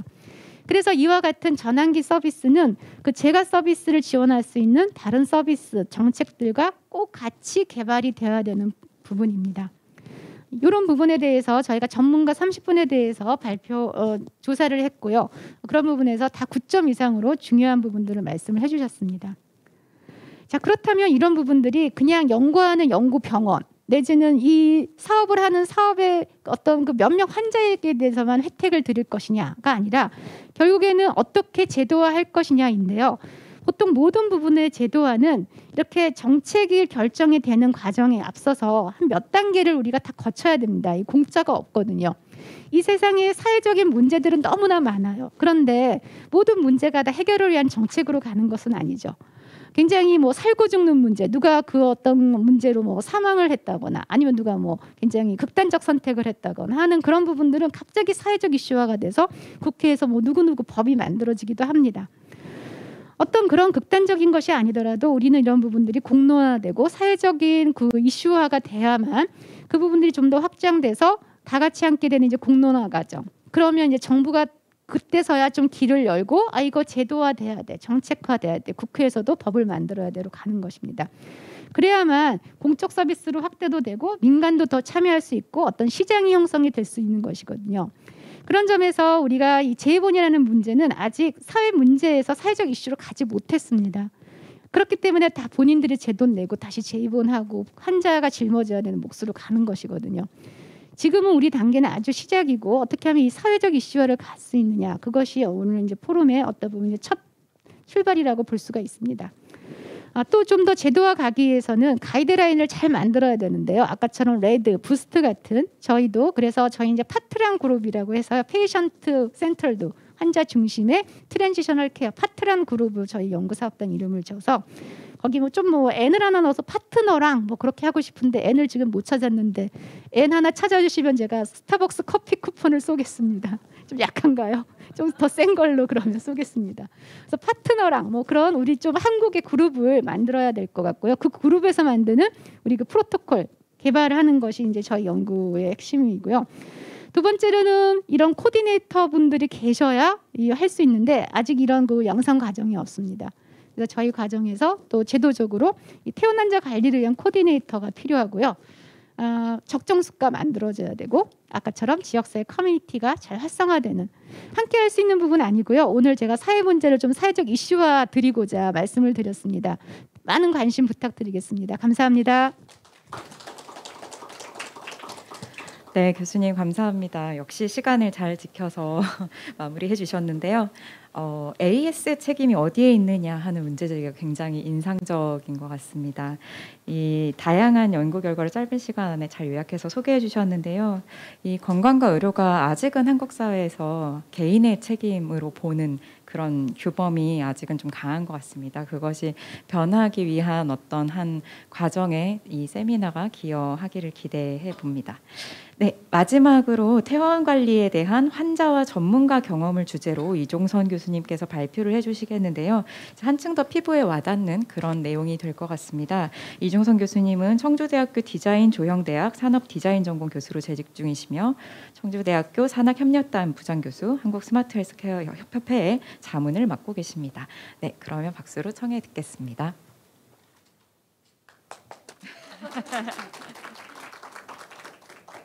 네, 반갑습니다. 청주대학교 이종선이라고 합니다. 되게 너무 저는 발표 들으면서 너무 신기했는데요. 어떻게 시간을 이렇게 두 분 다 이렇게 정확하게 맞추시는지 제가 그럴까요? 제가 제일 자신 없는 게 사실 시간 맞추는 건데요. 이번 발표는 제가 이제 조희숙 교수님하고 같이 연구 진행하자고 제의를 받을 때 가장 인상 깊게 받은 그 키워드가 사실은 환자 중심이라고 하는 키워드였습니다. 그리고 제가 이제 워낙 하는 일이 디자인 쪽이고 그다음에 그 서비스 디자인을 중심으로 하다 보니까 서비스 디자인이라고 하는 방법론은 다양한 다른 영역에도 적용이 되지만 특히 요즘 이제 의료 분야에 적용이 되면서 환자의 삶의 질을 조금 개선하는데 많은 도움을 주고 있는 분야이기도 합니다. 그래서 오늘 제가 발표드릴 내용은 요번 그 1차년도에 저희가 진행했던 그 서비스 디자인의 핵심이라고 할 수 있는 사실 환자 중심이라고 하면 환자한테 좋은 건 다 해주면 되지 않아? 라고 생각할 수 있지만 그렇게 되면 그 많은 자원과 경제적인 부분을 다 환자한테 가게 할 수는 없는 상황이거든요. 그래서 가장 중요한 거는 어떤 과제가 있으면 내가 해결해야 되겠다라고 하는 과제가 있으면 그걸 중심으로 해서 환자분의 삶의 질을 높이기 위해서 다양한 이해관계자 그룹들 있잖아요. 병원의 의료진들, 그다음에 사회복지사분들, 그다음에 환자를 중심으로 한 환자 가족들. 그래서 이 이해관계자 분들을 저희가 따로 만나서 그분들의 니즈를 파악하고 그래서 아주 세 그룹이 좀 효과적으로 행복한 결론을 내는 게 가장 문제 해결에 가장 좋은 방법이겠다라고 하는 게 사실 서비스 디자인의 핵심 방법이라고 보시면 되겠습니다. 그래서 그런 측면에서 저희가 연구했던 내용들을 공유를 한번 드려보겠습니다. 오늘 발표 내용은 이렇게 진행이 될 거고요. 그다음에 앞서서 두 분 다 말씀을 해주셨기 때문에 저는 서비스의 범위가 사실은 이 병원에서 입원하고 퇴원할 때 그다음에 내가 지역사회든 아니면 다른 병원이든 요양원이든 요양병원이든 전환될 때 그 공백이 있잖아요. 그래서 그 공백 안에 어떤 서비스가 있고 그 서비스를 통해서 환자는 어떤 경험을 하고 그 경험을 어떻게 그러면 좋게 해줄 수 있을까를 저희가 이제 연구를 하려고 합니다. 아시는 분들은 다 아시겠지만 서비스 디자인은 이렇게 우리가 4D라고 해서요. 발견을 하고 문제를 발견하고 그다음에 그 문제를 그러면 새로운 관점으로 정의를 해서 걔를 조금 더 발전시켜서 그러면 이렇게 전달해 보자라고 하는 방법론입니다. 그래서 저희가 요번 그 과제를 하면서 가장 중요하게 생각했던 거는 가능한 많은 환자를 보자. 그다음에 많은 공간에 가서 그 환자분이 느끼는 것들을 조금 한번 전달해보자. 그다음에 그런 프로세스가 어떤 프로세스가 있는데 그 어떤 프로세스에서 가장 힘들어하는지를 관찰하자. 이제 이런 것들이 조금 목표였고요. 그래서 저희가 썼던 다양한 방법들 중에 맥락적 인터뷰와 그다음에 사실 제가 개인적으로는 병원에서 써보는 방법 중에 서비스 사파리라고 하는 방법을 썼는데요. 실제로 그 퇴원할 때의 환자분을 같이 동행하면서 모든 절차를 같이 한번 지켜봤고요. 그다음에 그리고 나서 가장 중요한 건 저는 전환을 했을 때 어느 공간이든 갔을 때 가장 사실은 제일 긴장할 때는 퇴원할 때 의료진이 교육을 시켜주시잖아요. 그러면 그때는 정말 이제 긴장이 되니까 교육을 잘 받으십니다. 근데 사실 그 교육을 받고 집으로든 아니면 다른 병원으로든 전환됐을 때 그거 다 까먹어요. 그래서 얼만큼 72시간이라고 하는 시간 안에 얼만큼 이분들이 이걸 기억하고 있을까? 이게 되게 궁금했었거든요. 그렇다고 그러면 앞으로 교육의 방향을 어떻게 잡아야 될지를 조금 알 수 있는 포인트가 되지 않을까라는 생각이 들어서 그런 부분들도 저희가 사파리에서 조금 많이 보게 되었습니다. 그리고 이런 대상자의 행동 그리고 동기 뭐 그다음에 이런 그런 반복적인 패턴 이런 것들이 있거든요. 그래서 이런 것들을 조금 저희가 이제 니즈를 발굴하는데 초점을 맞춰서 진행을 했습니다. 아까 제가 말씀드렸지만 이 이해관계자 그룹을 설정하는 게 굉장히 중요하고요. 그래서 저희는 가장 중요한 건 사실 환자 중심이기 때문에 환자, 그다음에 환자의 보호자. 사실 환자 보호자가 있고 없고는 정말 천지 차이잖아요. 그래서 이런 보호자의 지지가 있을 때와 없을 때 그런 부분들이 어떤 차이가 있을지 그런 부분들, 그다음에 의료 전문가, 사회복지사 이런 전문가 그룹 이렇게 크게는 세 그룹의 이해관계자 그룹을 저희가 설정을 했고요. 그래서 여기에서 이제 방법론을 통해서 봤고 저희의 그 전환기 의료의 서비스 목표의 가장 큰 목표는 4가지인데 본인의 자기 효능감을 향상시키는 것, 삶의 질을 개선시킬 수 있는 것, 그다음에 질환의 치료 및 부작용 뭐 이런 대처 능력을 향상시키는 것, 그다음에 불필요한 입원을 예방할 수 있는 방법은 뭐가 있을까라고 하는 이 큰 4가지를 저희가 조금 보면서 진행을 했습니다. 뒤에 나오겠지만 서비스 디자인에서 이번에 저희가 서비스 사파리를 진행을 하면서 그때 그 퇴원이 이루어지는 공간에서 전체 절차들을 조금 진행을 했을 때 그 그 절차들 중에는요.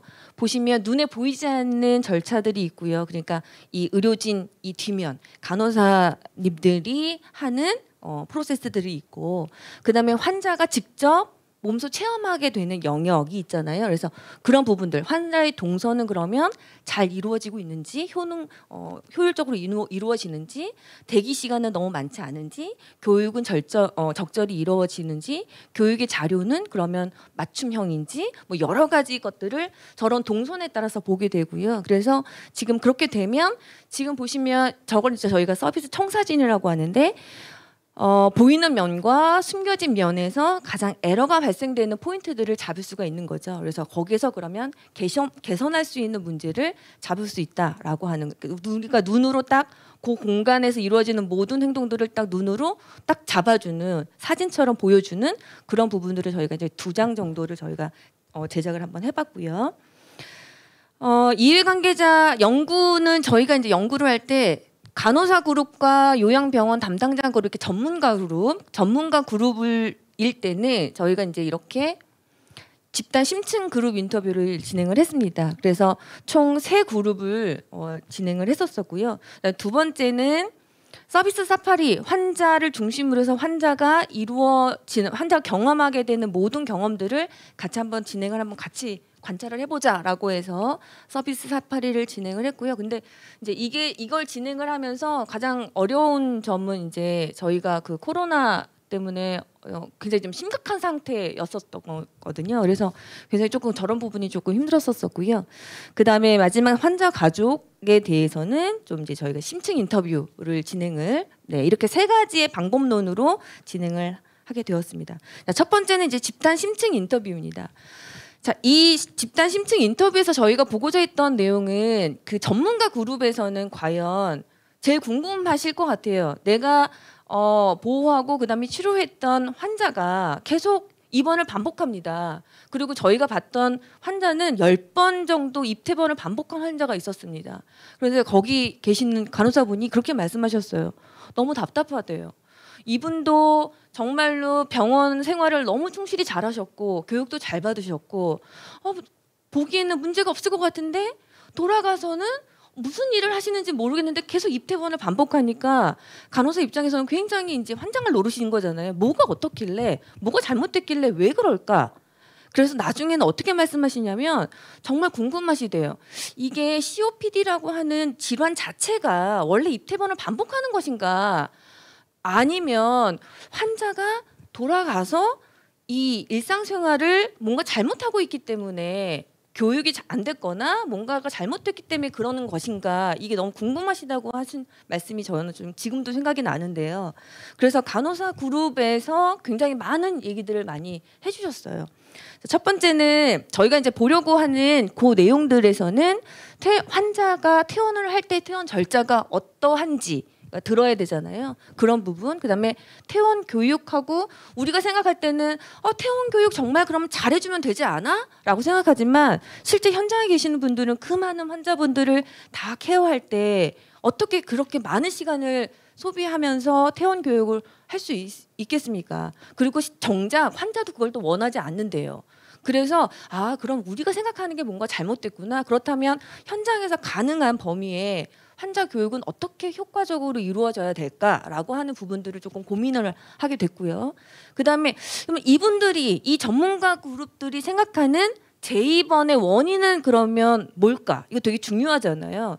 그래서 그러면 재입원의 원인이 이분들은 이렇게 생각해요. 그런데 제가 환자를 집에 가서 봤더니 이런 생활을 하고 있었네요 라고 제가 알려드리면 되는 거니까, 그래서 그 부분 되게 중요하다고 생각을 했고요. 그렇다 그러면 개선 방향은 무언가라고 하는 요 부분에 있어서 저희가 이제 설계를 조금 하게 됐습니다.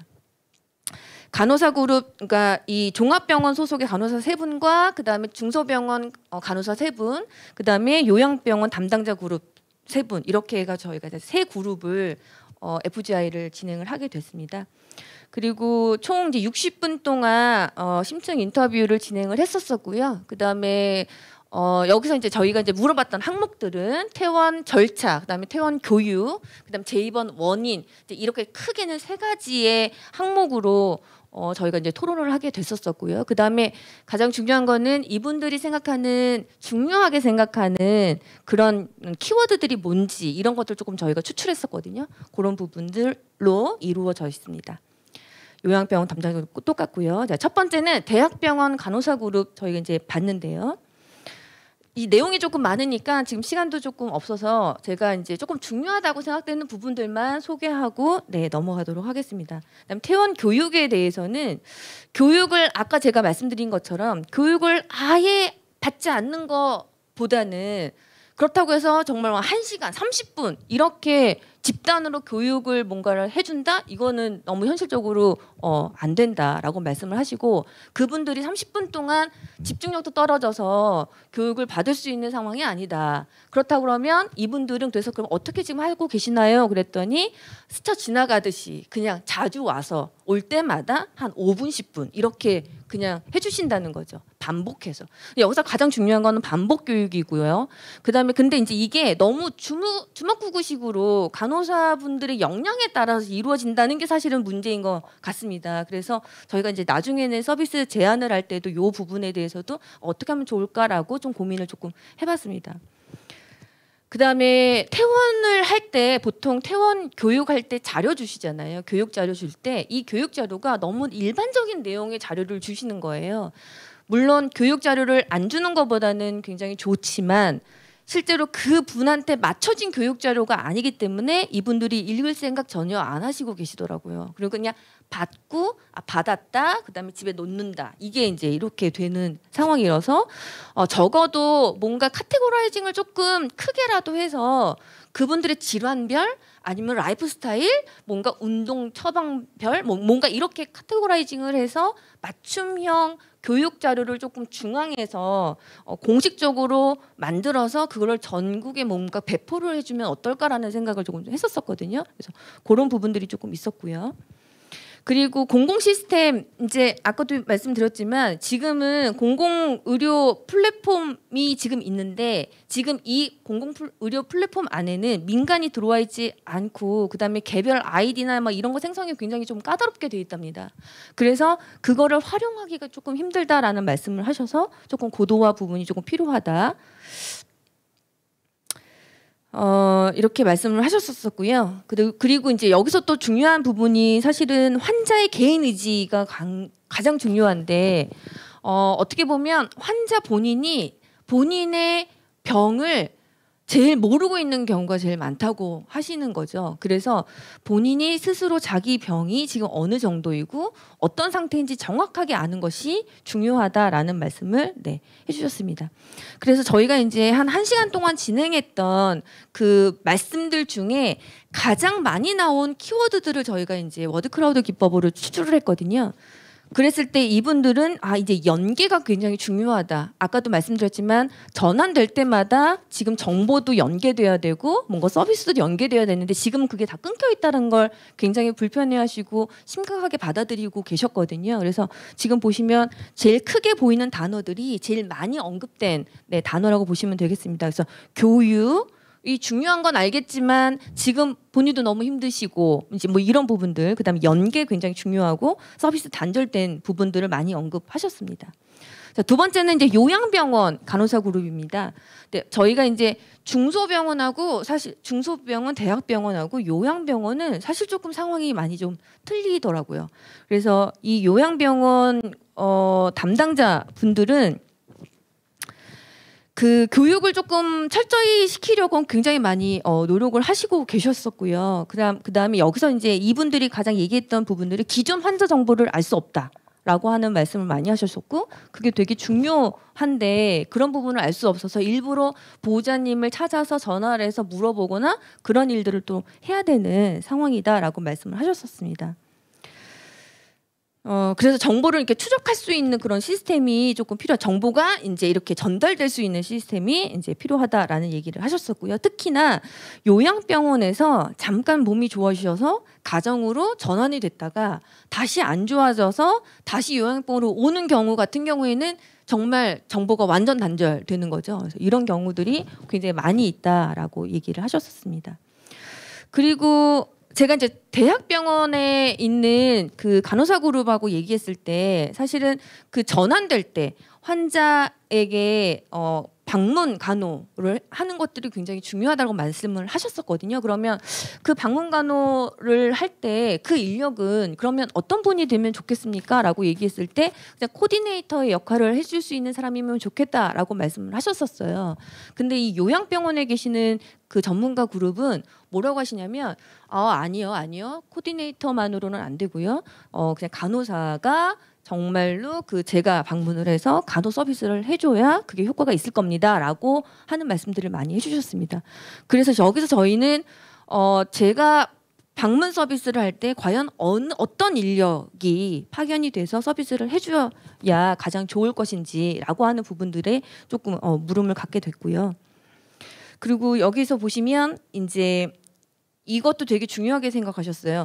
본인이 미처 내가 전환처를 본인이 생각하지 않고 환자분이, 그러니까 보호자분이 그냥 일방적으로 선택했을 경우에 환자가 거의 내려놓는다는 거예요. 그러니까 의지가 없어지는 거죠. 그래서 그러기 전에 그러니까 환자가 건강하고자 하는 의지가 굉장히 중요한데 그러려면 자기의 전환처는 자기가 선택할 수 있도록 해줘야 된다. 그러니까 그거는 그 전부터 건강할 때부터 미리미리 우리가 서로 얘기하고 그다음에 그런 교육부터가 인식이 돼야 된다라는 얘기를 해주셨습니다. 그리고 여기도 아까 조희숙 교수님께서 말씀하셨지만 환자 스스로 자기 관리를 할 수 있는 그런 동기부여, 어떻게 동기부여를 어떻게 줘야 되지라고 하는 부분들이 굉장히 중요하고요. 그다음에 여기 있는 요양병원 같은 부분은 연세도 되게 많으시고 그다음에 질병도 조금 깊으신 분들이 많기 때문에 교육 자료에 대한 부분들이 사실 조금은 조금 다른 얘기였어요. 그래서 말로 글로 써 있는 거는 뭐 절대 안 되고 시각적으로 뭔가 보일 수 있는 거, 눈으로 그러니까 귀로 듣는 거, 뭔가 이런 부분들이 조금 중요하다라고 그렇게 말씀을 하셨습니다. 그래서 오히려 조금 더 디지털을 활용한 그런 교육 자료들 앞으로 미래를 본다면 그런 자료의 개발, 연구 이런 부분들이 조금 더 필요하다라고 하는 말씀을 하셨었고요. 그래서 이분들이 이 그룹에서 많이 나왔던 얘기들이 전문 인력에 대한 부분, 그다음에 모니터링 굉장히 중요하다라는 얘기, 그다음에 재활에 대한 부분들 이렇게 키워드들이 추출됐습니다. 자, 세 번째는 중소병원 간호사 그룹인데요. 중소병원 간호사 그룹 같은 경우에는 이제 아까도 제가 말씀드렸지만 교육 자료들이 다 대학병, 그러니까 그 병원마다 다 따로따로잖아요. 그래서 뭔가 검증된 그런 교육 자료들을 어느 중앙에서 만들어서 그거를 일괄적으로 배포해 주는 게 좋지 않을까라고 하는, 그렇게 되면 본인들이 해야 되는 교육 자료를 자체적으로 만든다거나 이런 부담이 조금 덜지 않을까? 그다음에 환자들한테 이게 또 맞는지 안 맞는지 검증도 해야 되고 자문도 받아야 되는데 그런 비용이라든지 그런 시간이라든지 이런 것들 좀 아낄 수 있지 않을까, 이런 부분들 얘기를 많이 해주셨습니다. 그다음에 이제 여기에서 나왔던 얘기들이 뭐였냐면 요즘 환자분들이 병원에서 입원을 했을 때 TV 보는 거 말고는 하는 게 없잖아요. 그리고 본인이 다 핸드폰을 들고 계셔요. 그러면 보통 대부분 다 유튜브를 다 보고 계시는데, 그렇다 그러면 교육 자료나 아니면 돌아가자 전환됐을 때 자기 관리를 할 때 운동 처방이라든지 이런 부분들은 그냥 유튜브로 제작을 해서 조금 배포해 주는 건 어떨까? 이제 이런 얘기를 하셨습니다. 그다음에 아까도 말씀드렸듯이 중앙에서 조금 교육 자료를 배포해 주면 좋을 것 같다라고 얘기를 해주셨고요. 그리고 간호사가 자가 방문을 하는 게 너무나 좋은데 그러려면 실제로는 간호사의 업무가 조금 줄어들어야 된다. 아니면 인센티브의 부분, 이런 부분들도 얘기를 해주셨습니다. 그리고 이제 여기는 이제 그 병원을 방문하거나 그다음에 외래에 올 때 이분들이 이제 거동이 불편하시거나 이런 분들이 많은데, 그러니까 시골 무료 택시 서비스가 있잖아요. 있는 지역이 있잖아요. 이제 이런 정책들을 조금 활용해서 그분들을 조금 모셔올 수 있는 서비스를 해주면 훨씬 더 좋을 것 같다라는 얘기를 하셨었고요. 그래서 노인층은 어차피 디지털로 저희가 뭐 앱을 개발을 하든 뭐 홈페이지에서 뭘 하든 이거 보는 게 접근성이 쉽지가 않습니다. 그러니까 이런 분들한테는 병원에서 자체적으로 이제 환자 수첩을 활용해서 뭔가 미션을 계속 주면서 이제 이런 부분들을 조금 유도를 하고, 또 젊은 층들은 그런 앱 모니터링을 할 수 있도록 이렇게 앱을 개발한다든지 그런 부분들로 하면 좋겠다라는 얘기를 하셨었고요. 그다음에 여기서 이제 약 복용을 위해서 복용 달력 을 오프라인으로 이렇게 걸어서 하는 게 굉장히 효과가 좋았다고 했습니다. 그래서 이런 부분들을 적극적으로 활용하면 좋겠다라는 얘기를 하셨습니다. 그다음에 여기서 또 지역 공동체 발굴이 되게 중요한데요. 모든 것들을 간호사나 아니면 뭐 코디네이터나 그다음에 뭐 보호자가 다 해줄 수는 없는 부분이잖아요. 그래서 지역에서 할 수 있는 부분들이 뭘까를 고민을 했을 때 지역 공동체를 조금 발굴해서 그분들을 교육하는 건 병원에서 좀 교육해주고 그분들이 활동하는 거는 정부에서 지원을 해줘서 그렇게 조금 이렇게 고리로 조금 순환시켜주면 어떨까라는 생각을 했습니다. 그래서 중소병원 같은 경우에는 교육 굉장히 중요하고 연계, 뭐 돌봄, 뭐 이런 부분들의 키워드들이 조금 많이 나왔습니다. 그다음에 저희가 이제 전문가 그룹 FGI를 할 때 이렇게 세 가지 항목으로 저희가 이제 카드를 만들어서 이 중에서 가장 중요한 게 뭐라고 생각하세요를 저희가 물어봤거든요. 그래서 교육과 전환, 그다음에 심리의 다양한 그 카드들을 보여드리고 거기에서 중요하다고 생각하는 것들을 선택하게 하고 왜 그런지에 대한 부분들을 같이 토론을 하는 자리였었는데요. 이 세 그룹이 다 선정한 것들 중에 중복되는 것이 있습니다. 이 중복되는 것이 뭐냐면 기관과의 연계, 그러니까 지금 뚫려져 있는 텅 비어 있는 부분들의 기관을 연계하는 부분, 그다음 지역 사회를 연계하는 것, 그다음에 개인의 의지를 뭔가 이렇게 북돋을 수 있는 뭔가 그런 방안들, 뭐 이런 것들이 굉장히 중요하다라고 말씀을 하셨습니다. 대학교 병원 전문가 분들은 서비스 단절을 중간에서 조정해줄 인력 양성, 그다음에 현장 투입되면 사각지대 완화에 도움이 될 거다라고 하는 부분들 말씀 주셨었고요. 그다음에 그 중소병원에서는 지역별 모임, 뭐 아까 말씀드렸던 공동체 뭐 이런 부분들을 좀 발굴하는 거 되게 중요할 것 같다라고 말씀을 하셨었고, 그다음에 요양병원에서는 퇴원 후에 아까 요양병원 거처를 환자 스스로 선택할 수 있게 해주는 부분들, 그리고 이분들은 이제 혼자서 복약을 하는 것이 조금 어려워서 인지 능력 저하인 경우가 많다. 그래서 복약 달력을 조금 활용하자. 뭐 이제 이런 부분들 얘기가 많이 나왔습니다. 그래서 저희가 전문가 그룹들의 이 FGI를 통해서 그러면 퇴원 후 환자 전환기 의료 모형은 이런 모형이어야 되지 않을까라고 생각을 했었었는데요. 지금 보면 대학병원과 요양병원이나 그 요양원으로 전환될 때 이렇게 서로 시스템이 있어서 그 시스템의 정보가 서로 연계가 되고 이제 인력도 연계가 되고 이럴 텐데, 그다음에 대학병원이나 병원 간에 기관 간에는 이렇게 시스템으로 정보가 연계되면 될 것 같은데, 가장 좀 문제는 병원과 그다음에 집입니다. 가정으로 돌아갔을 때 그러면 이때는 어떻게 뭐가 연계가 돼야 될까라고 봤을 때 전문 인력, 아까 전에 그 간호를 할 수 있는 의료 지식을 갖고 계시는 분들의 전문 인력, 그다음에 가정에서의 모든 데이터들이 의료 기관의 정보도 전달돼야 되는, 이렇게 돼야지만 서로가 정보가 연계될 것이다, 지속 가능하게, 이렇게 생각을 하게 됐습니다. 자, 이제 중요한 서비스 사파리 부분을 말씀을 드릴 건데요. 서비스 사파리 부분은 서비스가 실제로 이제 제공되는 실제 환경에서 저희가 이제 관찰하고 기록하고 직접 환자의 입장이 돼서 환자의 경험을 이제 이해해 보는 그런 방법이거든요. 그래서 환자들이 느끼는 좋은 감정, 나쁜 감정, 이제 이런 것들을 이제 알게 되는 그런 방법이라고 보시면 되겠습니다.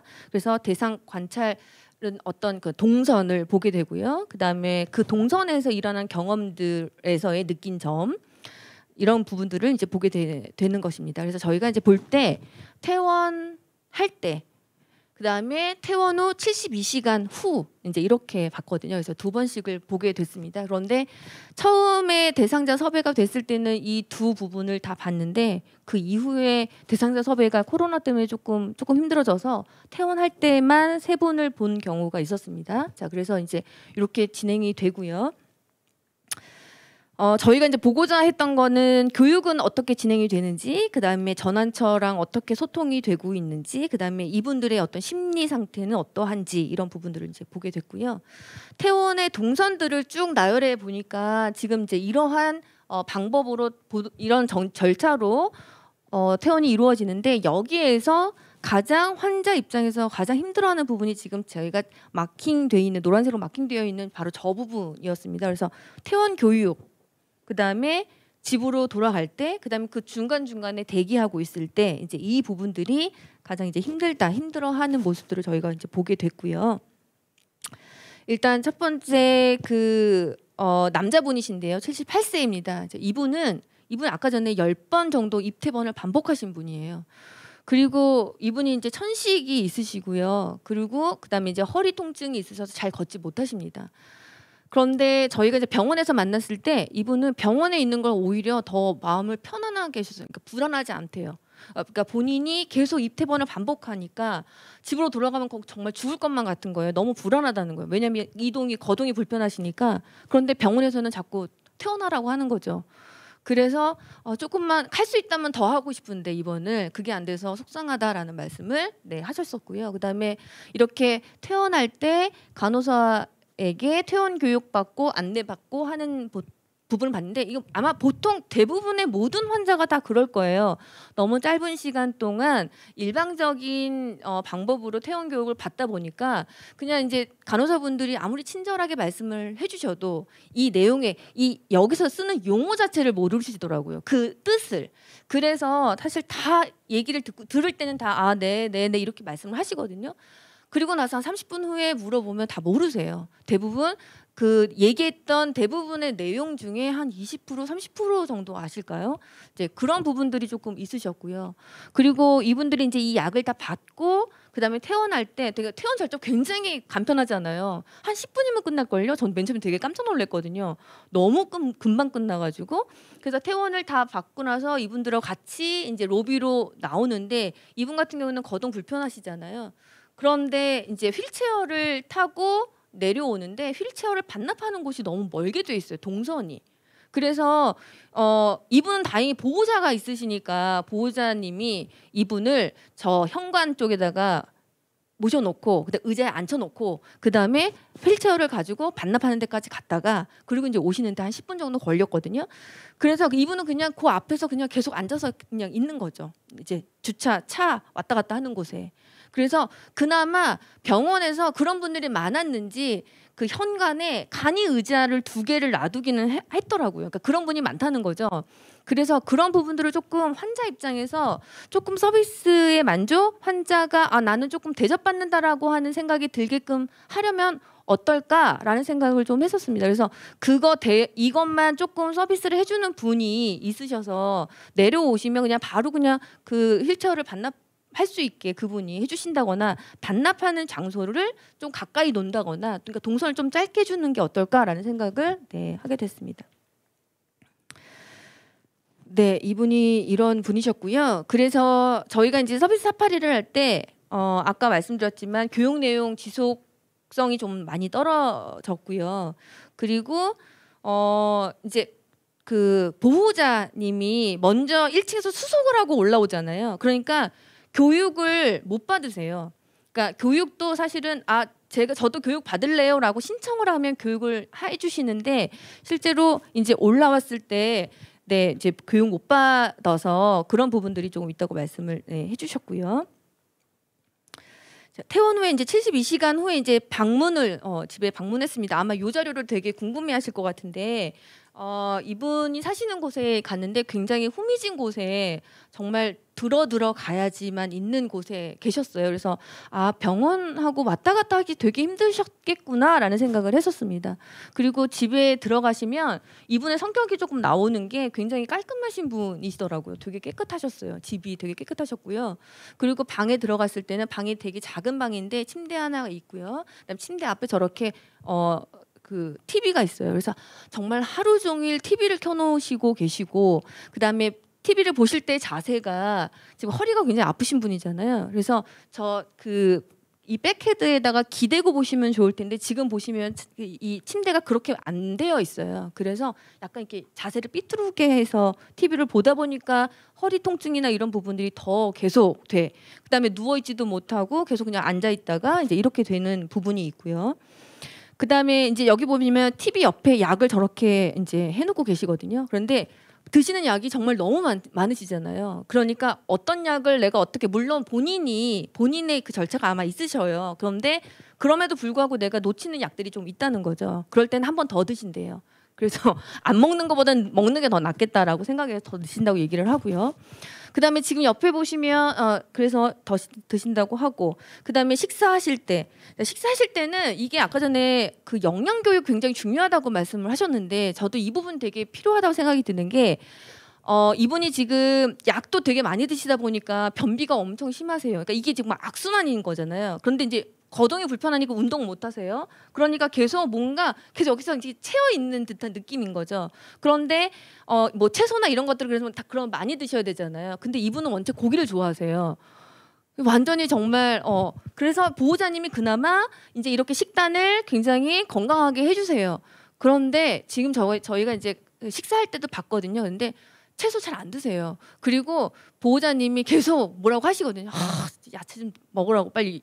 이렇게 말씀하시면 그거를 배우자가 얘기하기 때문에 되게 안 들으려고 하는 부분이 있어요. 그러니까 이런 부분들은 영양 교육을 통해서 내가 왜 채소를 왜 먹어야 되지? 라고 하는 부분들이 교육이 되면 본인이 싫더라도 아마 드실 텐데 그런 부분 없이 갑자기 이제 이렇게 배우자가 잔소리처럼 하게 되는 이런 부분이 있으신 것 같고요. 그리고 가장 또 문제가 뭐냐면 여기에 화장실이 있는데요.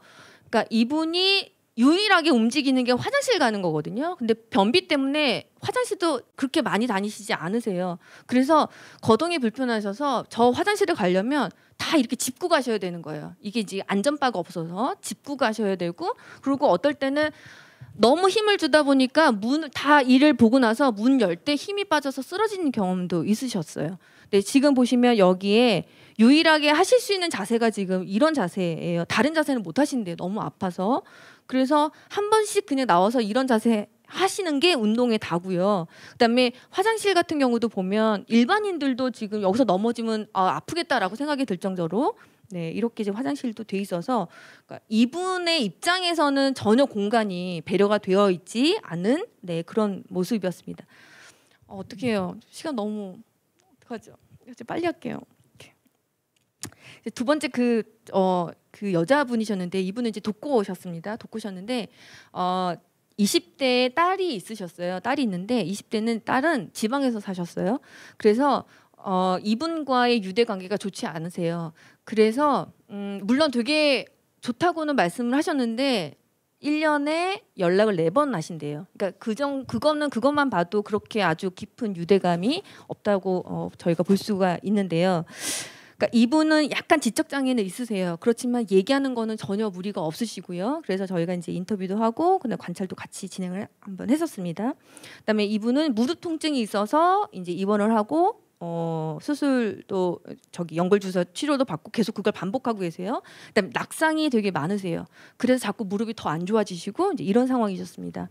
그리고 낙상이 되다 보니까 이분이 자꾸 몸무게가 자꾸 늘어나는 거예요. 그래서 최근에 3kg가 찌고 막 계속 이제 몸무게는 증가하고 있어서 본인이 계속 다이어트 해야 된다는 얘기를 계속 하셨어요. 근데 실제로는 다이어트를 할 수 있는 그런 상황이 아니고 그다음에 식사나 이런 부분들도 그렇게 드시고 계시지 않으셨습니다. 그래서 여기서 이제 교육을 받을 때 지금 이 병원에서는 교육자료 되게 좋게 그림도 나왔어요. 근데 여기서 문제는 뭐냐면 실제로 이분한테 맞는 자세는 이 자세 중에 딱 하나이더라고요. 제가 그래서 이거 지금 다 하실 수 있는 자세냐라고 했더니 그 의료진 분들도 이 중에서 딱 요분한테 맞는 자세는 요거 하나 집에서 하시라고 나중에 따로 별표를 해주시더라고요. 그러니까 교육 자료가 그렇게 환자한테 맞춤형은 아니다라고 하는 부분들이 있었었고요. 그다음에 저렇게 굉장히 친절하게 정말로 그 약이나 이런 것들도요 다 사진으로 다 찍어서 그거 그대로 해가지고 굉장히 교육에 철저하게 해주셨어요. 그런데 저희가 이제 30분 후에 다시 그거에 대해서 물어봤을 때 전혀 모르겠다라고 얘기를 하는 그런 부분들이 있었었고요.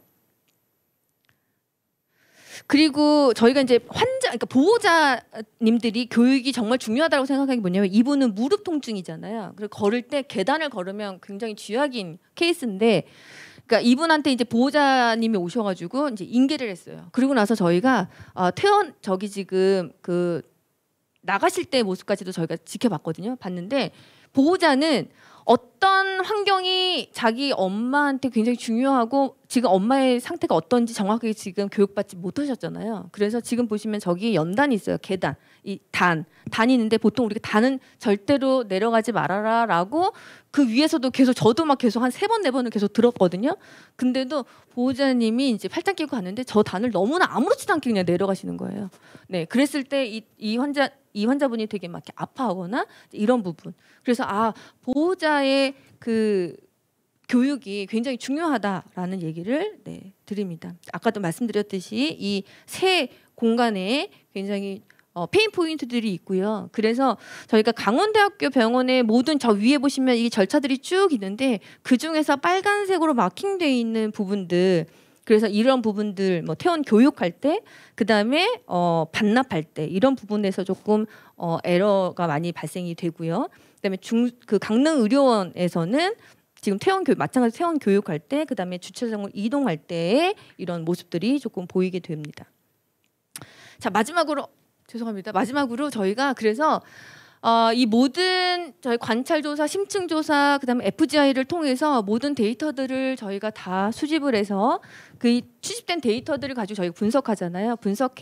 분석을 할 때 그냥 분석하는 것이 아니라 저희가 이제 유형을 나눠서 비슷한 유형들을 나눠서 그 유형에 맞춰진 서비스를 제안하면 훨씬 더 체감할 수 있는 그 해결안들이 나오기 때문에 페르소나라는 걸 설정하게 됩니다. 그래서 이 페르소나를 저희는 70대 남자 환자, 60대 여자 환자, 그다음 보호자, 간호사 이렇게 4그룹의 페르소나를 설정을 했습니다. 여기에 맞춰진 서비스를 제안해 보자라고 하는 부분이고요.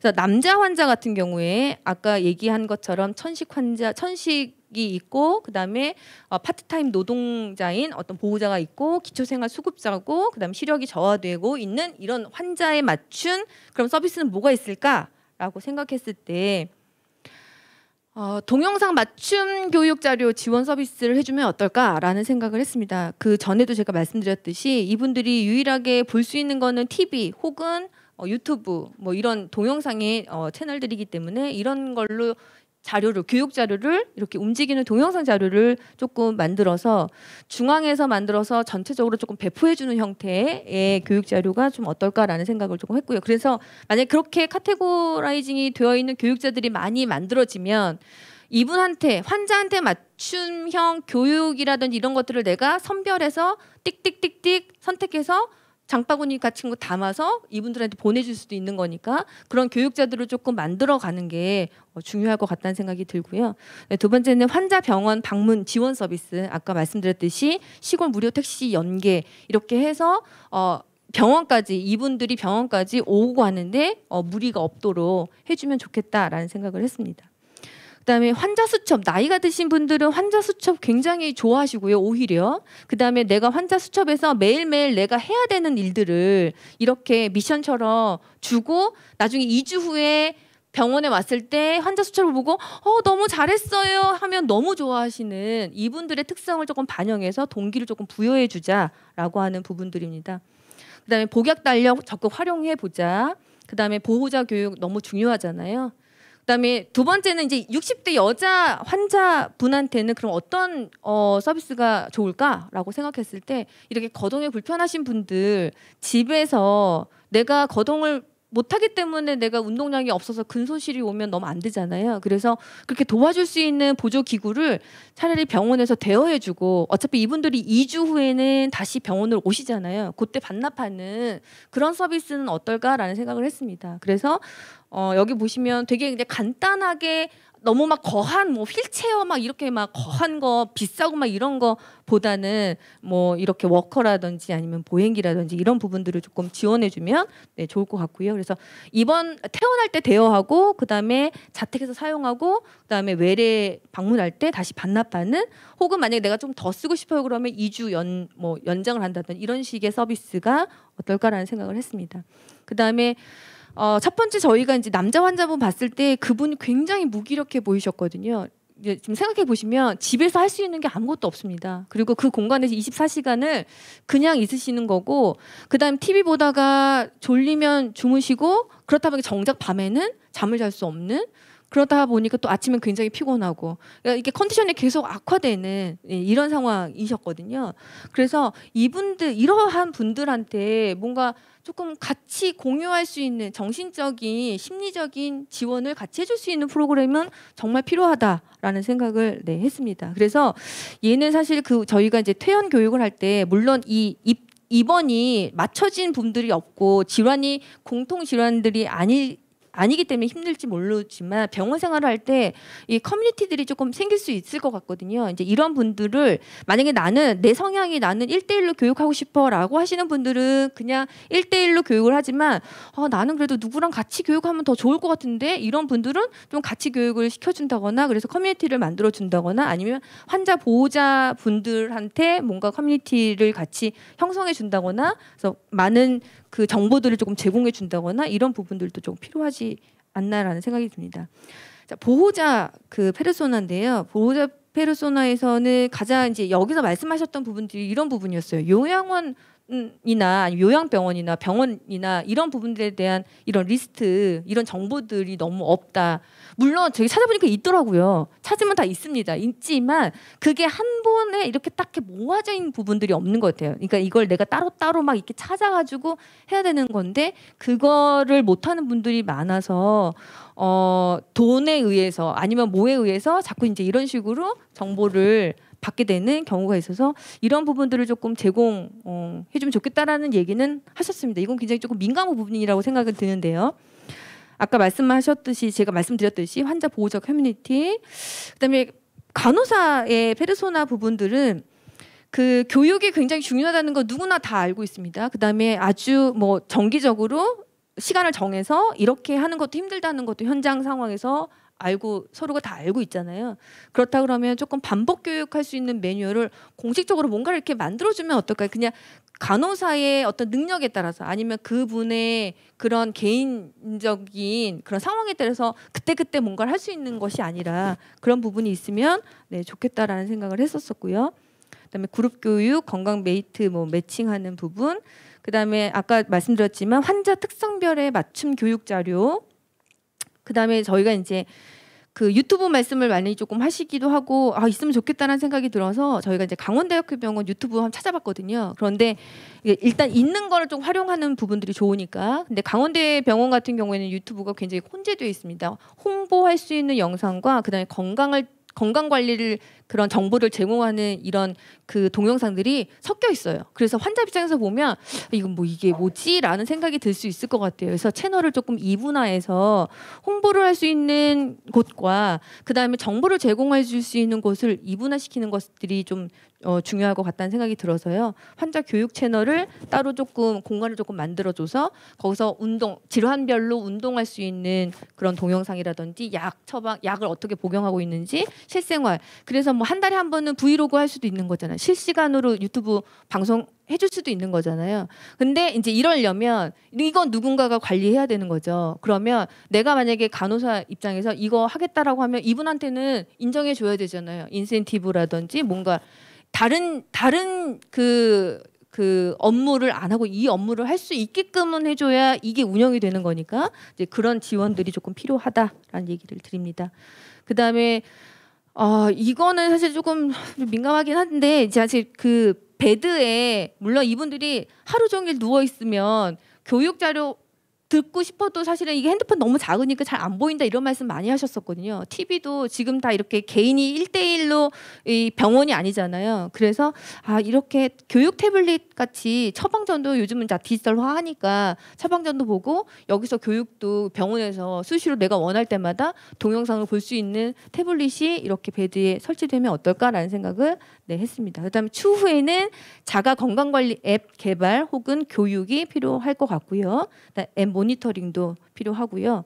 그다음에 아까도 말씀드렸지만 지역 공동체를 조금 발굴해서 지역 사회의 돌봄을 같이 연계할 수 있는 부분들이 좀 필요해 보입니다. 네, 너무 늦은 시간까지 죄송합니다. 네, 경청해 주셔서 감사합니다. 네. 네, 열정적인 발표 감사드립니다. 예고하셨던 대로 문헌으로 찾기 어려운 그런 내용들을 굉장히 구체적이고 실질적인 좋은 내용들을 많이 발표해 주셨습니다. 감사드립니다. 이제 토론이 이어질 텐데요. 토론을 위한 자리 배치를 준비하는 사이에 원래는 10분의 휴식이 계획되어 있었지만 우리 또 좋은 내용을 들은 대신 휴식을 좀 줄이고 가능한 대로 이제 토론 자리가 좀 배치되는 대로 토론을 시작하도록 하겠습니다.